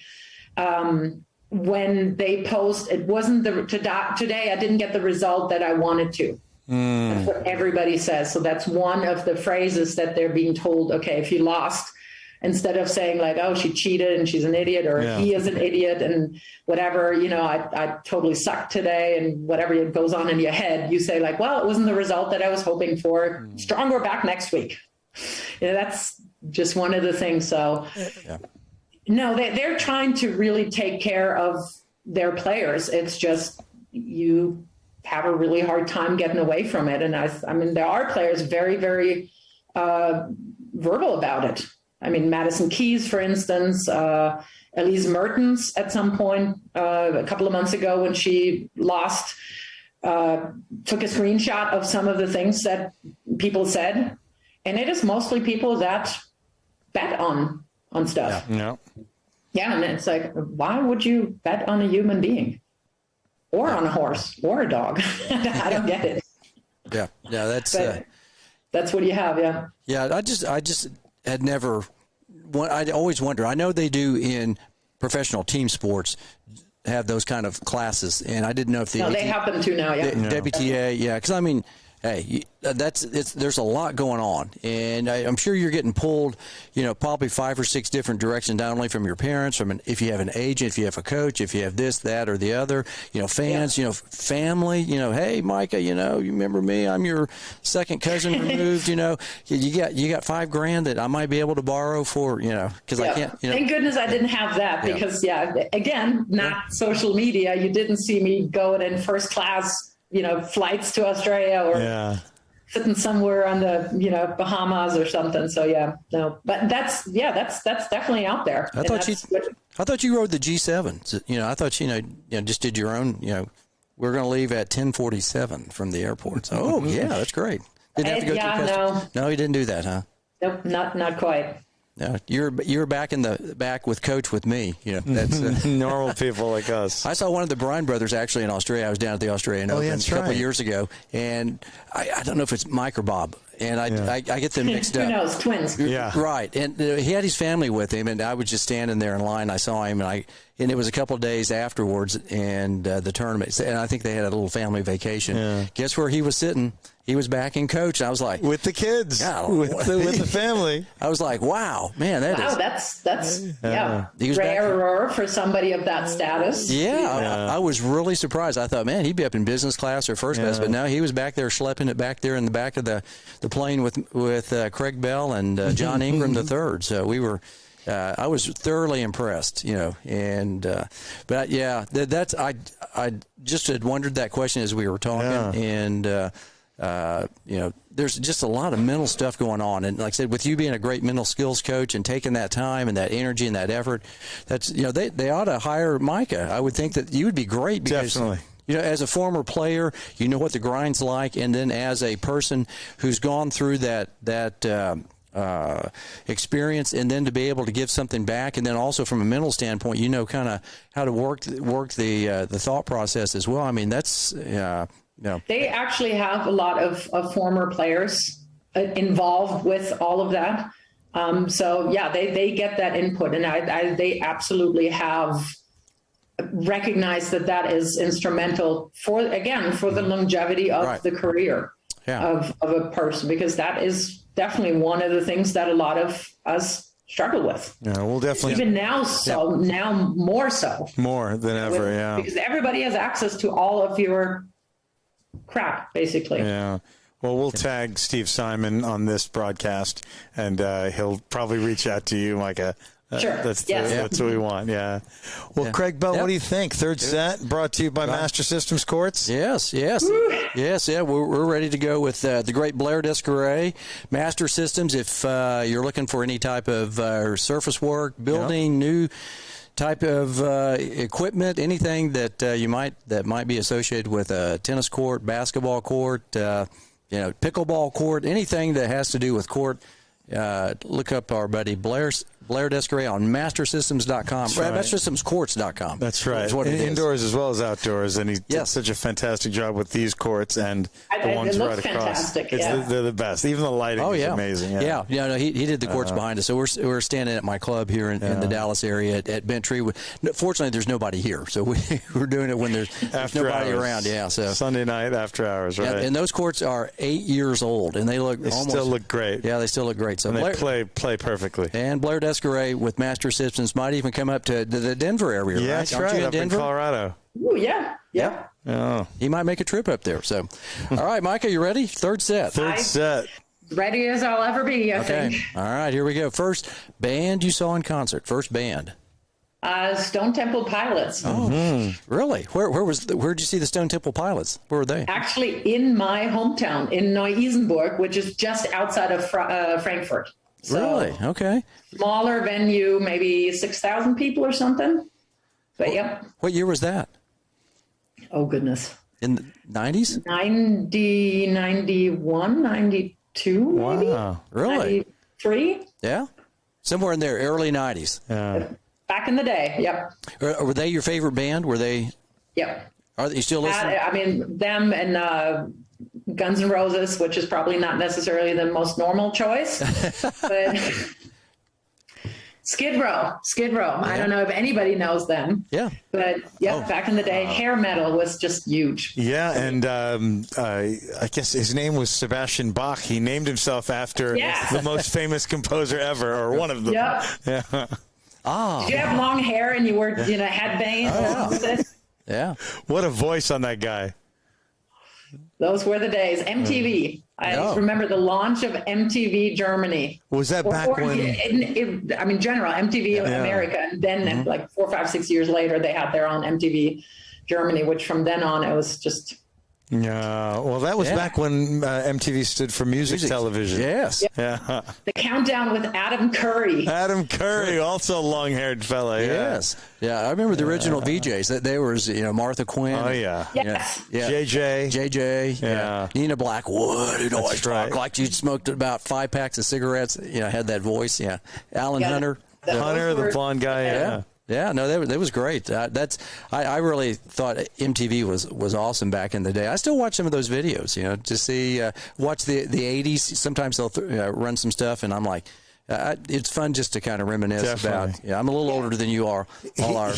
Craig is speaking the truth. He likes it so much. One of his Christmas gifts to me last year was a red and green snowy MTV logo T-shirt.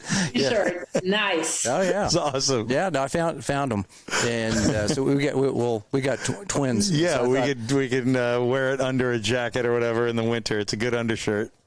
Nice. Type of music that you like. Do you like alternative, kind of rock? I kind of think Stone Temple Pilots of that kind of genre, or what's your favorite? And then of course grunge. Then Pearl Jam and Alice in Chains and and then at some point I really kind of stopped listening to music, sort of, and I'm still in that phase.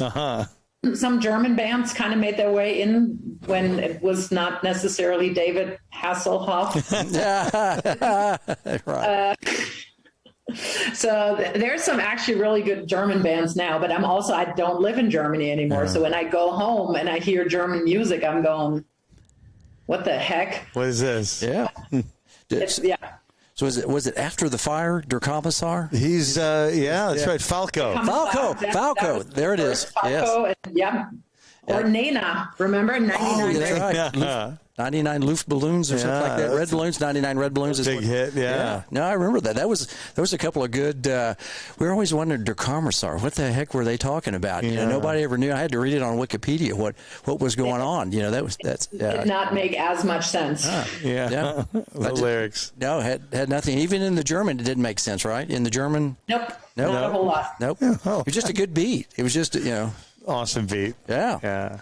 All right. So, Micah, if you're in a band, and you might have been in a band, we don't know that. We're just going to find this out. All right. So this tells a little bit about personality. Are you the lead singer? Are you like the drummer? Are you a piano player? Guitarist. You're a guitarist. Which one? Are you the bass or the lead? No, the lead. I play a mean air guitar. Yes. Really? On the chords. Yes. Actually, I'm also really into Celine Dion on court. Celine Dion and Axl Rose. Some kind of reels together on Instagram. You did. There's trends every now and then, but I'm singing on court terribly. Yeah. I do sing, and I'm holding a key, never the right one. I still do it. Well, that YONEX air guitar is going to get a workout. We're looking forward to more of that. I'm never, above making an utter fool out of myself on court. So good I for actually you. enjoy that now these days. We love that. Celine Dion and Axl Rose. Who would have thought that would have ever come up together? Yeah. Baby. And okay, I'll leave it at that because you lose all listeners. So on this, who's your favorite? If you're playing air guitar, who are you thinking you are in the guitar spectrum? Slash. There's a lot of guitar players. I knew it. We need the big black hat Slash. Long. I mean, that guy is just. Yeah. Just, not that I'm smoking, but with the cigar hanging out of the corner, with the hat, and you don't see the face, and he's the man, huh? Slash. Yeah, that's funny. All right, we're going to go now into the second set of the third set. We do 3 sets in the second set as well. First paid job. What was your first paid job? Were you in Germany doing something? What's that? Tennis professional. Tennis professional, right. Got out there and started working for a living, huh? Yep. And I think that's when I started getting paid for my club, actually. Played matches. So that was before I actually turned pro. But tennis professional. And what age? About 15, did you say that you turned pro? I think so. 15, I think, when I started to get some marks. Back then, it was still Deutsch marks. Yeah, right. DM, yeah. Back in the day. Back in the day? I thought maybe had before the Euro. Maybe a little paper route or something like that, or mowed some lawns over there in the hometown. No, nothing like that. Dad didn't make you do that, huh? Well, she was too busy borrowing tennis rackets hitting with the wall. I'm still borrowing. Borrowing. No paper routes. My brother did. Yeah. But, did he? Yeah. Yeah. So I think maybe, I was too involved in tennis already. Yeah, at that point. Really good at spending money with tennis. It is. Parents were really happy when I started making some. So not a cheap sport, but helpful that your pop was a coach. Yeah, Rick Eckloff says that is creatively acquired rackets. It's what Acquired. he said. That is yes. That's I'm going to steal that. Yeah, Rick, thank you, buddy. Yes, you I created. think I wanted to demo it. Yes, Go with that. sure. Why not? Whatever racket it was. Favorite movie, TV shows? Are you watching some Netflix? Do you do that, or do you watch, regular TV? Do you do stuff like that, or movies? I'm more of a reader. On TV, Sex Education on Netflix. Parks and Rec. Yep. Is phenomenal, I think. Family Guy. I'm rewatching that. Interesting. Yeah. Funny stuff. Yeah, Yeah. But I'm not really watching as much TV. I'd rather read for some reason. What do you read? Just out of curiosity. Do you know what a cozy mystery is? That's the genre. It is a genre. It's not just mysteries, but it's the cozy version of it. How do you know that? Miss Marple or Hercule Poirot. So there's always people being offed, but it's not described as gruesome. And, just randomly somebody gets bumped off. And it's not, it's pretty light entertainment. These used to be called mystery novels, and now mystery novels are basically murder porn, and this is the more traditional version of a mystery novel. Yeah, Angela Lansbury and Murder, She Wrote. That's definitely in a book. Exactly. That's exactly what Mike, it is. He gets, electrocuted or decapitated or something, but it's not, described in like the most minute details, so you don't have to, think that people actually do get murdered. You kind of use your imagination. And they kind of let it go with that, right? What's funny about Micah being so old school, learning, actually reading actual books, where are we talking? I read it on my iPad. Oh, it's on the iPad. Okay. Eyesight's not as great anymore. I see. Okay, my eyes are still decent. I can make the font a little bigger. You can expand up also too with that. Yeah. I get such a kick out of when I actually read a book that I own that between chapters there's no ads. It's amazing. It's crazy. I don't know how that happens, but I love it when it does. I still do have some normal books, and I reread them, because the fantastic thing also is with that light entertainment is that you can reread them after 3-4 years. You've forgotten everything. But, it's feel-good literature is what I call it. Feels good. Breakfast, lunch, or dinner? Breakfast all day. Morning. You're a morning person, huh? I'm not necessarily a morning person, but morning food person. So I could eat breakfast, pancakes, bagels, smoothie, all day for 3 meals. Like scrambled eggs and that kind of stuff, bagels, or no more? More sweet. More sweet, okay. More sweet. So one deal that I have with my clients is they can bribe me to get 2 overs with, or me not yelling quite as much and as loudly, and with a German accent at them. If they bring mochas. Yeah. If you hit the ball over the fence, you immediately owe me 3 donuts. Nice. If you hit me, it's a dozen donuts. You have rules. They're down. Yeah. If you don't hit a ball that ends up being in because you're never prepared, you owe me a beer. I love it. These days I am very well kept in donuts and other chocolatey stuff. Hey, what kind of beer? You're German, and you come over to America where we kind of are known for crappy beer, but lately, particularly in your state, Colorado, we have some good ones. What do you drink when you have a beer? Oh, God. Bud Light. Oh, you do drink the crappy ones. Wow. You do. I thought you... Basically, it's beer-flavored water. Yeah, it's not even that. I wish that I could be more, enjoying IPAs and porters and whatnot, because we have phenomenal breweries and in phenomenal settings. Within 15 minutes drive of Denver, Beautiful state. And every town has their own micro, brewery now, and, get a flight somewhere and here I am. It's like, Bud Light. Bud Light. I'm going with lager, and a lot of the breweries these days have Kolsch. Kolsch, yeah. Right.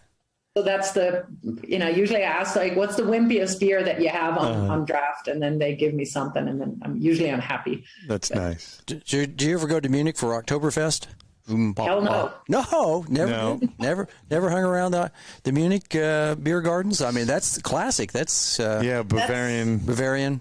I'm trying to figure out what is the cheesiest, most that all Americans avoid and only the tourists come to. That's the equivalent. Ah, okay.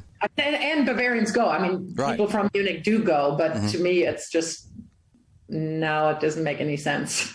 I know when I lived in San Antonio, I never went to the Riverwalk, and that was the only. that's right. That's kind of like the cheese ball. That is the perfect embodiment of touristy. Yeah. I I live. the tournament in San Antonio years and years. I mean, back in the day, of course. Yep. And yes, we would go to the river walk, of course. Yeah, I only went there when I had in-laws in town or family, and somebody said, "Hey, let's go to the Riverwalk." And I go, "Let's not," But I can understand the appeal. So occasionally I would go Don't down you there. have the Mall of the Americas or something? Oh, up in Minnesota, yeah.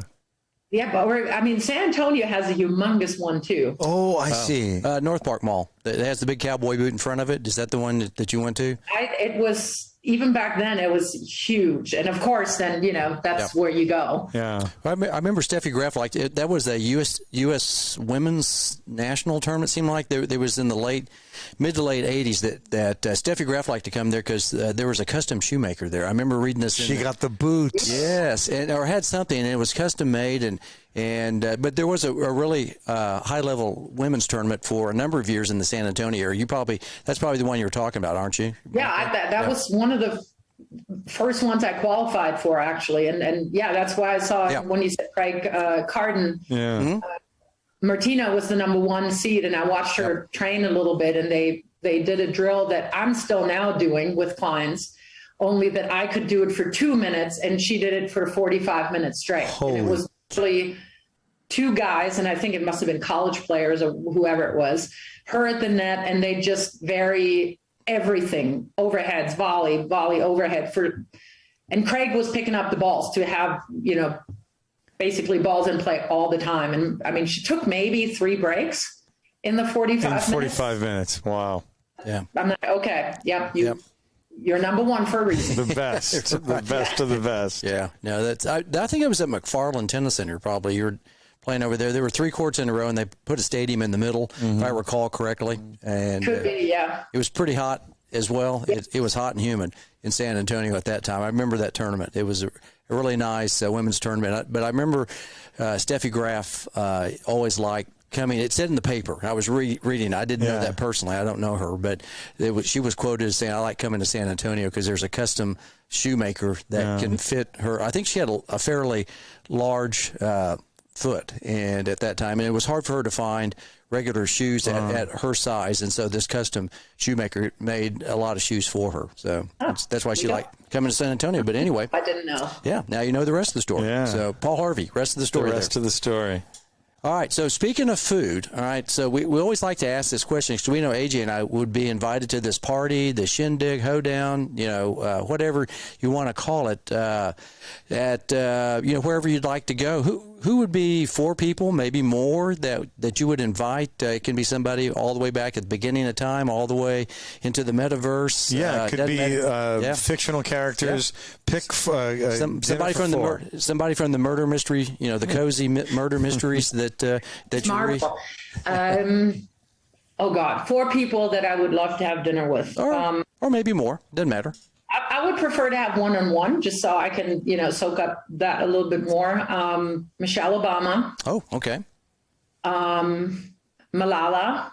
Malala from Pakistan. Yep. The brother and sister Charlotte. They were in the resistance against Hitler and Nazi Germany, and that's a huge part of our history, obviously. And that's the 4. Mm-hmm. Greta Thunberg would be fun. Swedish girl. Yeah. Mahatma Gandhi. Yes. Those were the ones kind of that I always thought, and I've read biographies and all that kind of stuff. So That's my dinner table. Yeah, that's a great lineup. We've not had several of those people, and that'd be really interesting. AJ and I feel lucky that we're going to be there. Yeah, what a quintet that would be. Yes. Mahatma Gandhi has been mentioned on this show before, but Thunberg and the brother and sister in the 30s in Germany, we haven't heard. Malala, I think we have heard. But but we haven't heard Michelle Obama. Yep, that's the first one. Yeah. That's the first time. I think we got her husband on the show, but not Michelle. Michelle herself. Good choice. So what would we'd be serving at this soiree, shindig? Yeah, what's on the menu? What's on the menu? Nothing I cook. You're not a chef, huh? Nothing. Well, it's just kind of not necessarily my thing. Eating to me is more something that it's useful. Although if you do go to a nice restaurant, but I love Indian food. Spicy? Not really. The creamier stuff. I see. Cream, yeah. Thai. I could pretty much almost everything. Other than I'm a vegetarian. Uh-huh. Also nothing that wiggles or squid or something. I don't know why that came up now in my head. Worms. Italian food. Oh, that'd be great. Yeah. I mean, that's one of the things that I do really miss here. Little known fact about my hometown, Neu-Isenburg, has the highest per capita pizzeria number in all of Germany. Oh, wow. Interesting. So, there you go. So it also is the city actually that is known for the production of Frankfurters. It's near Frankfurt. Did not call it Neu-Isenburgers because nobody would be able to say that. No, that's a tough name to pronounce. Are from my hometown. So a really decent kind of mom and pop sort of hole in the wall pizzeria. That's just something that I have not found here, which could be in New York or where you have Italy, town of Italy. Yeah, Little Italy over there. You'll find a few of these in San Francisco too, in North Beach or. We certainly don't have that here. So that's something that I do miss. Is it the thin, crispy nonsense that I don't like, or is it more the thick? Thick. Yeah, really the pasta. Oh no. I'm a New York style pizza guy. You like Chicago even. You like the thicker. I want to flip it over. Fold it in. Yes. Man, I want that. That with the original too. You just rolled it up and, of course, one pizza there is like one slice here. Right. The portions are so massive over here, yeah. I want a little bigger. Right. That sounds like a great dinner. Are we going to be like at Red Rocks sitting outside, and that is with candlelight and in the background you have Brandy Carlisle playing. Then wow. This sounds pretty good. Let's see. We can make this happen in about 24 hours, so we'll be up there. Well, let's put an invitation into my 5 guests or 4 guests. Yeah. We can get them. Obama, Gandhi, the twin, the brother and sister. That's easy. Malala. That's an easy deal. Well, East Coast, West Coast here in the United States. East Coast, West Coast. West Coast. Okay, what part of the West Coast? Because it goes all the way from Washington all the way down to San Diego. Where are you thinking? Let's put it. I have not been in the Pacific Northwest a whole lot. Okay. So that's definitely something. So I can't really say, okay, been there. Right. I would love to go because I've been, up and down the East Coast. Sure. That's obviously where all the tournaments were. Sure. West Coast, some through other stuff and traveling with college with Vanderbilt and Tulane, some. But I really haven't been in Oregon or Washington, so that's definitely something still on the bucket list. So more the L.A., San Diego kind of area, Manhattan Beach, or more like maybe Santa Barbara. Not turn that down either. Right. Just the West Coast. Just West Coast a little bit more because I just haven't been as much. Right. Yeah. Out of curiosity and experience. Yeah, I lived in the Southeast for 16 years. And through tennis, I've been in pretty much, all states there. Yeah. So I got an idea of this follow-up question here. I have an idea what you're going to say. Mountains or beach? Knowing where you live. Mountains, of course, but beach, as long as I don't have to go very far out into the water, because I'm little afraid of sharks. Really? Okay. I figured you'd swim well, but sharks are a threat, huh? I mean, I swim okay, but nope. Nope, no shark. Nope. No, that's Paddleboarding, yes, lake any day, but so. could be a little something wrong with me on that part. But No, I agree.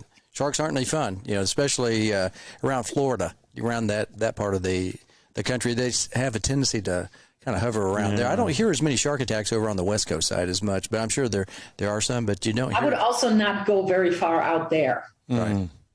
So probably like 7 yards out, and then going parallel to the beach with my paddleboard. It's about waist high, maybe, and that's it. Yeah, you don't want to go too far. But so we know you live in Denver. Do you prefer the wintertime Denver or the summertime Denver, or all of it? I love all of it, because the most bizarre thing is you can still play outdoors here in the winter. That's amazing. It's sunny. Yay, global warming. Huh. I mean, if you are willing to shovel snow, our facility doesn't have indoor courts. If you can play during the day, of course, because the daylight is the limiting factor. But especially through Corona, I mean, we used to be, if it's 40 and below, we're not playing. Because opportunities were a little limited for 2 years. Now, all of a sudden, we're out when it's like 32 and the sun is out. If the sun's not out, it's miserable, and then the balls don't bounce anymore. But I have started to almost like that better than 110 degrees out on court. I mean, you know that. Yeah, we do. Only we don't have the humidity, so that's different. But you're getting roasted because we're up like 5,480. Something like that, mile high. Yeah, it's a mile or just over a mile. Yeah, whatever mile is. 5,280, and the sun is very direct on your face. I know that climate up there. I just picture a beekeeper. With you do the hat and the cover. Oh, good for you. I have a full face cover. You really do it. I have hand covers. I have special. I mean, this clothing is like SPF or UPF. Yeah. I have pants on that are because I had skin cancer and had, I mean, what it felt like half my face cut off. Really? The other reason why I have a face covering is so I can laugh at you. Can't see it. Or roll my eyes. Right. Yeah, with the sunglasses and the hat. Yeah. In German under my breath, and nobody can read my lips. So there's multiple reasons why I'm fully covered. Yet another reason people need to email you and get on your roster. It's when I get new people, I always, this is what I look like. Yeah. This is my face. I do have a face. And then when people see me, like very few people ever see me with like this. The ponytail, yeah. Yeah, or just regular. In the winter they do, and they go, oh, wow, I wouldn't have recognized you. Yeah, shocker. I usually don't ever show you my face. Like, oh, look at that big smile. I can't believe it. I thought she was just muttering in German at me. Oh, I'm making fun of my clients all day. You are. You're funny. Do you ever go? I'm just curious, now that you're off the tour, do you go skiing? Because you live pretty close to a number of ski resorts. Yeah. I just wonder, because Germany's huge skiing. I don't, to be honest, because I'm a little scared to get injured, because I mean, I do have clients every single year that come back with dislocated knee or broken this, that, and the other, and it's just not worth it. I go snowshoeing, and I like doing that and just running around in the snow, but I don't go skiing. Did your family, were they skiers in Germany? Because I know Germany back home. I mean, we did go on vacation a couple of times, but then. Later, actually, I couldn't because of my insurance. Sure. Because it would have been, it was deemed too high a risk, which I totally get. Yeah, no, I just had thought about that. Just you're living that close to the mountains. I wondered, now that you're not a professional tennis player.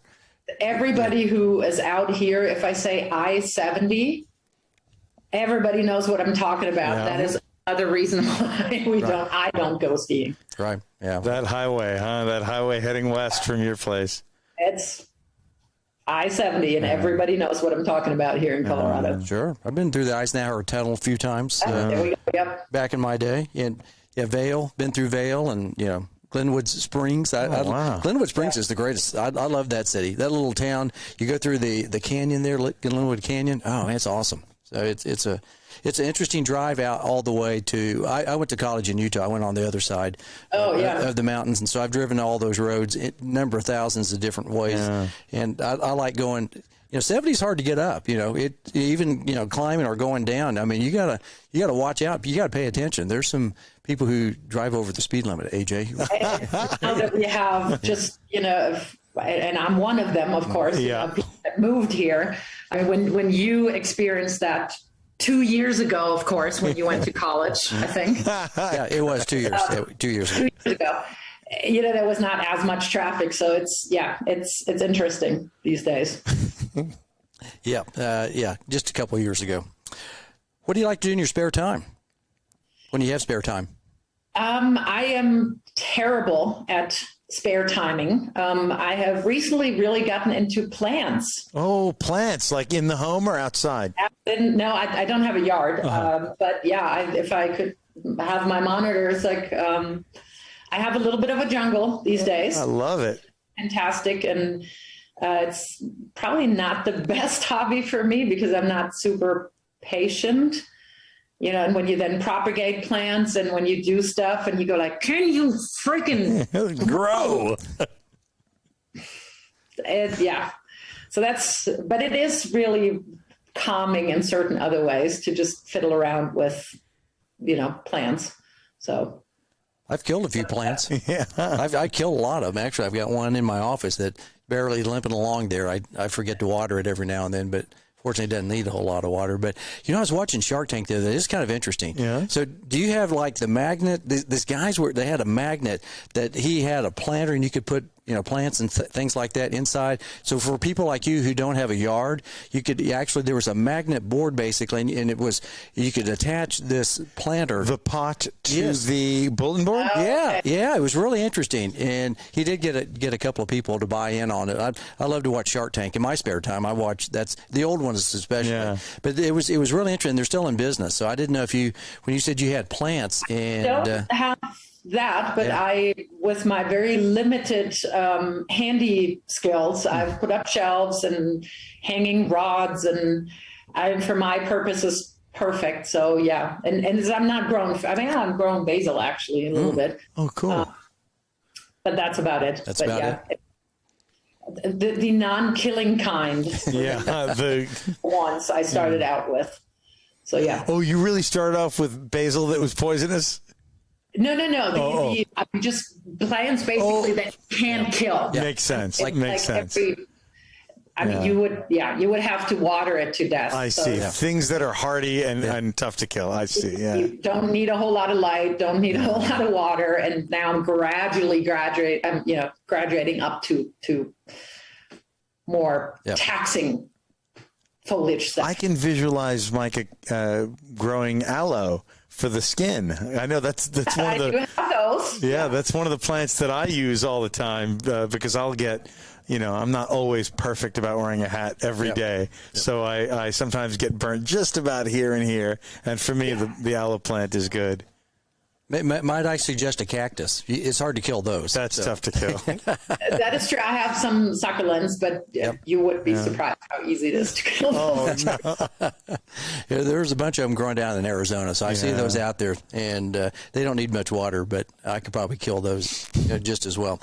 All right, let's go to the third set. The third set. Third set of the third set. We're going to round around here. We've already taken a couple hours of your time, so I'm going to go fast in this. This is awesome.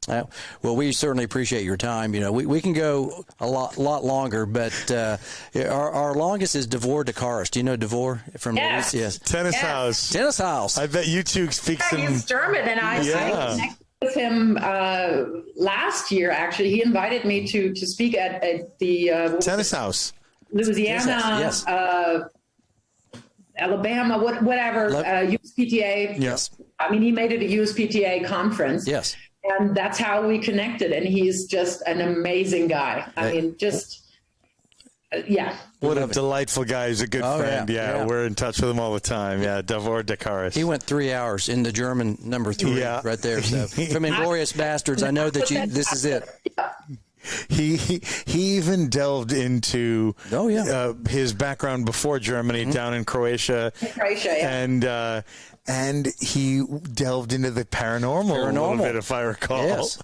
It was such a funny, deep digging, deep dive kind of show. It was so good. I digress. It was crazy tangent. I've got some after hours questions as well. So I mean, I've got a clipboard here of notes here that I have cardio tennis tomorrow at 7:30. Up until that time, I'm good. Okay. Good.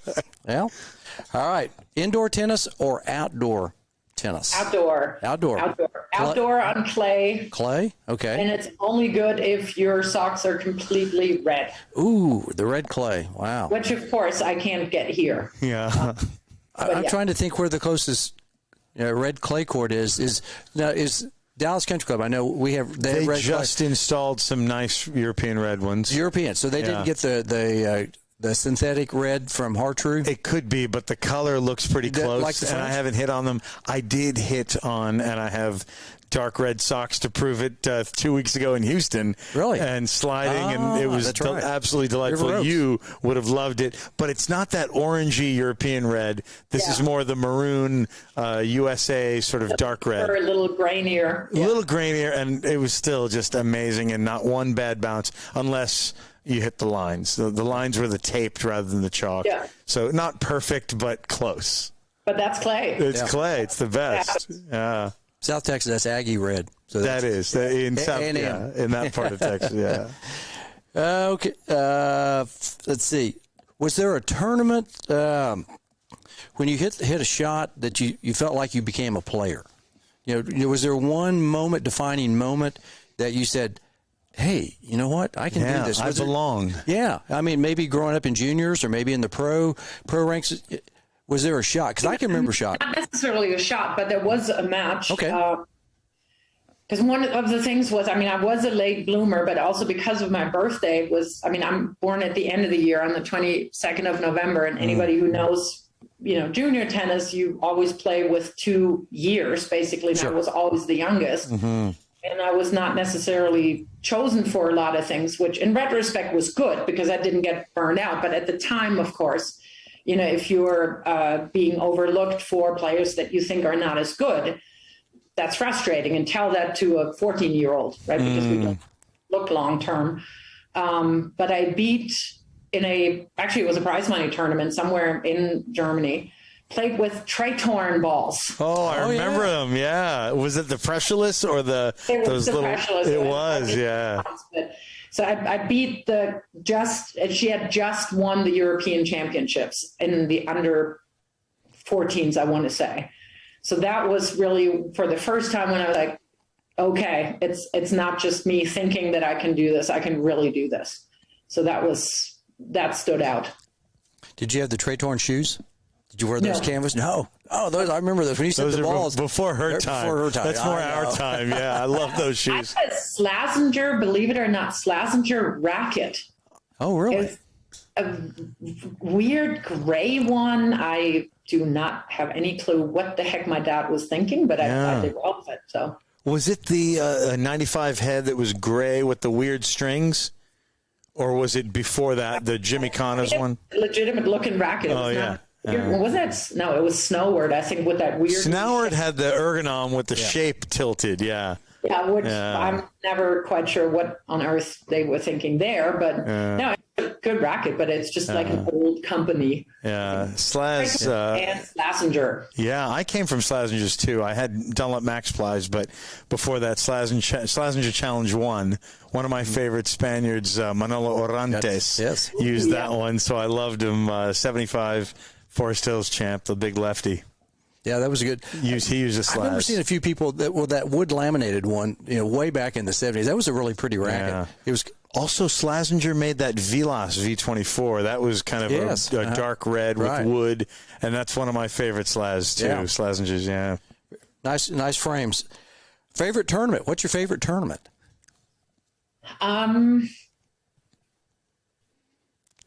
And it can be a junior tournament, it can be a professional tournament, doesn't matter. Just favorite tournament. There was a tournament in Austria, in Maria Lankowitz. Oh, wow. I have no idea why on earth they put, I mean, it was in the middle of nowhere, not even anywhere close to, and I did really well twice there. And it was at a little lake and a very just super nice, welcoming atmosphere. And you were anybody, they made a big deal about everybody, which I like because, again, me in the foothills and on the tennis Mount Olympus was a little different. So I really, really liked that. And I did pretty well there too. And they did like all the German tournaments because they were really just incredibly well run and organized. And yeah, I like those. But the best, I remember that going like, okay, yeah, it's time to go again. So this was a town 2 or 3 times. And this was a town called Maria Lankovic, not Innsbruck, Vienna, Linz, Salzburg, all these famous. It was somewhere, is it pronounced Styria, in that state there, Bundesland. Yeah. And so I think the closest may have been Klagenfurt. I have no idea why they gave that tournament to there. But they treated everybody like royalty. It was awesome. I mean, you had, just the tournament director, made his rounds and came to practice courts and introduced himself, and it was awesome. And that usually never happened. That's the kind of personal touch this man puts into all events. Yes. Well, thank you. You didn't know that. Even if it's just 30 people in a little tennis event. Well, I think it was Dom Thiem's dad. Dom, did your dad run that tournament? Yeah, I mean, it's a joke, Craig. I enjoyed having Mike all the time, no? Yeah. Wow. I didn't know that. This is awesome. Tio Tony was awesome.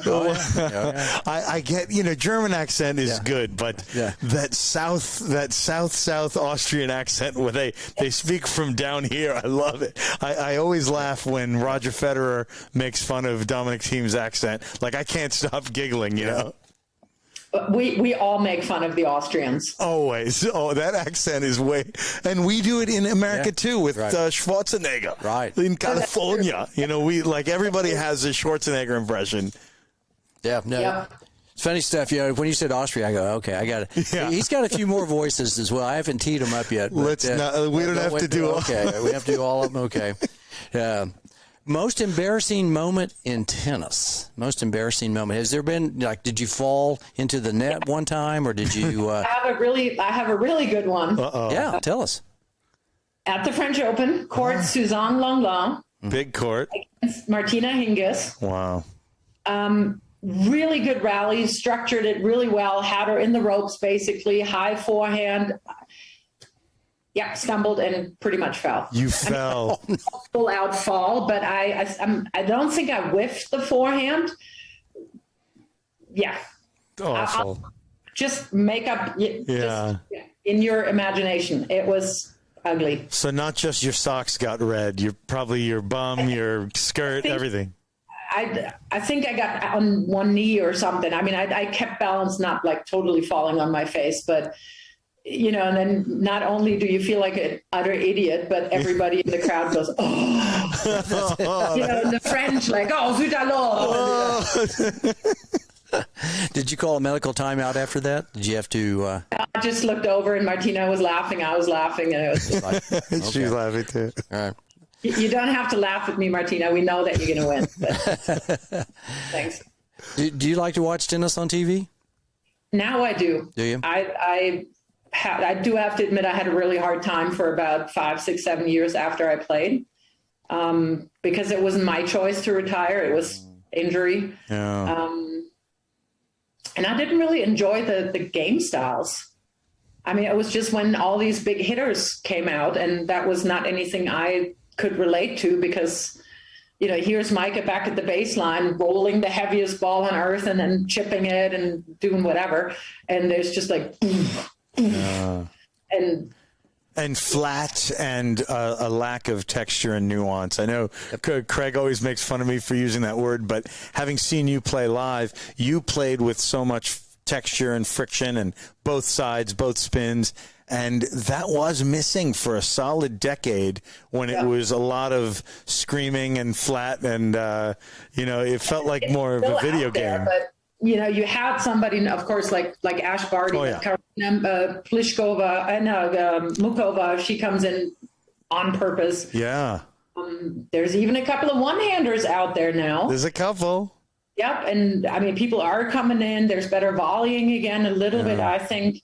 You have Ons Jabeur with drop shots, just like tennis IQ, and it's not just sheer force. It felt to me, at least for a long time. And now there's different teaching, I think, also coaching and recognizing like, oh no, we can teach girls volleys and we can teach girls slices. Yeah. And it's actually helpful. Do you think they miss by playing doubles? Is that would that help if some of the girls would not concentrate so much on singles and maybe play little doubles every now and then? I'm not sure if they would come in more in singles, but I think just the variety and just finding more angles and opening the court a little bit more, that would definitely happen. But then I'm also sometimes watching doubles and it has zero to do with what we used to do. And I mean, I played serve and volley on everything. Yep. And then again, at the end of my career, you had somebody like Chanda Rubin, for instance, returning with Mach 800. Yep. And I'm taking my first volley 2 yards outside of the service line. Then you do stay back. And I think, it has a lot to do with how we teach. And we don't teach, unfortunately, still not girls the same way as we do boys. Because, again, as I said earlier, we mature quicker and you can be very successful very early on with, to my mind, a limited game. That is so heavy. You mind if I go off on a tangent here? Keep going. You said something very, very big. You said sometimes we teach girls differently. I have two little examples. I was at a Chinese restaurant. We're watching a band. We're having a great time. And for some reason, I'm eating with the chopsticks with the left hand. And with the right hand, it's fluid and I'm great and whatever. I can play tennis lefty, but chopsticks was tough. And it made me think of something that I'd seen that weekend, which was an L3 national, very good level of tennis. These people some of them will get into Kalamazoo, the boys, some of them will get into the top. It made me think, the way I hold the damn things lefty, it's like the chopsticks are on my hand and not in my hand. Then I watch Ons Jabeur or Ashley Barty or Iga Swiatek, and I'm like, gosh, the racket is in the hand. It's an extension of everything, and no wonder they can do this spin, that spin, drops, lobs, whatever. Then you have some women who are taught, and I'm probably talking a bit less about the Pro Tour, but a little bit. I'm certainly talking about the top level of 18 and unders in Division I college tennis, where it seems like the racket is on the hand and not in it, and it just seems so weird and disjointed. And it seems to me, and I haven't actually interviewed some of these players, but it seems to me that they're doing certain things because the coach said and not because it's gorgeous and natural and kinetic. What's your perspective on how maybe you don't want to teach women differently and you'd like to just teach the organic tennis? Tell me what your thoughts are. So I'm hearing a little bit about that dreaded discussion of the damn ATP forehand versus WTA forehand. Right, this forehand versus this one, yeah. Yeah, I teach what you have as, you come in with a certain set of given things. Your flexibility, your strength, your mobility, your vision abilities, your perception. Yeah. So for me to say you can't break the plane and force mostly girls, because that is what most coaches do when they see girls. Oh, you can't have such a big windup. And then you force them into something that's not natural. That is when you get those players. And I'm Dr. Mark Kovacs. Oh, yeah. If you had him, that would be a fantastic discussion to have. It's as long as you're able to make contact effectively, consistently, you can break the plane all day long. I mean, whoever was teaching Simona Halep, Madison Keys, I mean, I could go on, and they didn't force them into a certain pattern. They were smart people, because look at their forehands. I think, I mean, a lot of times it's really, what the coach wants. And I coach the way that I would have loved to be coached. And that's more, who am I as a personality? Who am I as a player? Who am I as a kid back then? And I do have to say that the really formative coaches, my dad and also one other guy in my home club, they recognized that I'm super playful. I'm a really good athletic developed kid. I could have played soccer or field hockey at a very high level. But they recognize that, no, you're not going to make me into a baseline grinder, because I want to come in. I want to drop shot. I want to, play a volley lob and maybe get my butt kicked doing that. But eventually it'll fall into place, and it did. So they never limited me in anything. And I think that is still really going on a lot, because you can be fairly successful fairly early on. And that's unfortunately what a lot of, at a more higher level, what a lot of coaches go for, what they sell the parents, and what the parents then at the end of the day wants. I mean, I had parents of little girls say, like, we don't want you to teach them slices and volleys. They don't need that. I'm like, sure, but another coach to do that. Oh, that is sad and honest and earnest of you to answer that way. One of the things I love that you talked about forehands and nuance and touch. I was standing next to, this is not at the Chinese restaurant, but at who is a Division I women's college coach, and it's so glaringly obvious to both of us, and I'm going to use him more as the lead on this, when a young woman, age 18, who would like to play his team's level of college tennis, but she has everything but a serve, or has everything but the intangibles. One of the things, or two of the things you really talked about were the slices and the continental grip skills, but also the forehand, breaking the plane or not. But talk a little bit about the serve. I want you to get into why. Is it some systemic thing that developmental coaches aren't bloody teaching a proper serve to girls? Or like, what is it? Hit me. Yeah. Give us the real. That one I can answer flat out. Yes. Because when I was growing up, who was our big idol? Boris Becker. Boris. Why did he win Wimbledon? Because he was serving like an absolute freak. Yeah. So what did all the boys, of course, want to work on, but what did all the coaches see? Serve. Yes. And that's, because it's a form of aggression right away.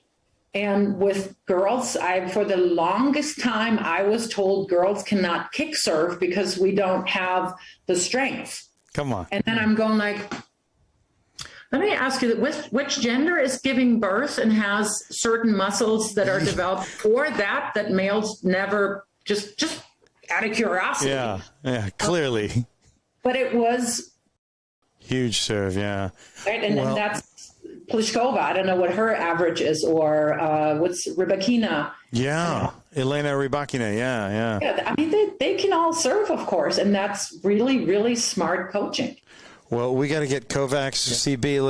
Let's reach out to him. Yeah, it's a good follow up to this incredible guest tonight. Yeah. Anything else from the crowd or in the last bit of the third set, my friend? No. We always like to end with the last question. If you could wave the magic tennis wand and you were the commissioner of the great game, what would you do to the game? Would there be anything you would change, or do you like the way it is in any aspect?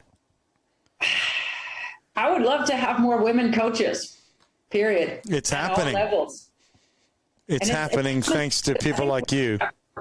Decent here in the U.S., but I know that other countries, well, actually there's other countries that are doing a much better job. France, Spain, the Netherlands, Belgium, of all places.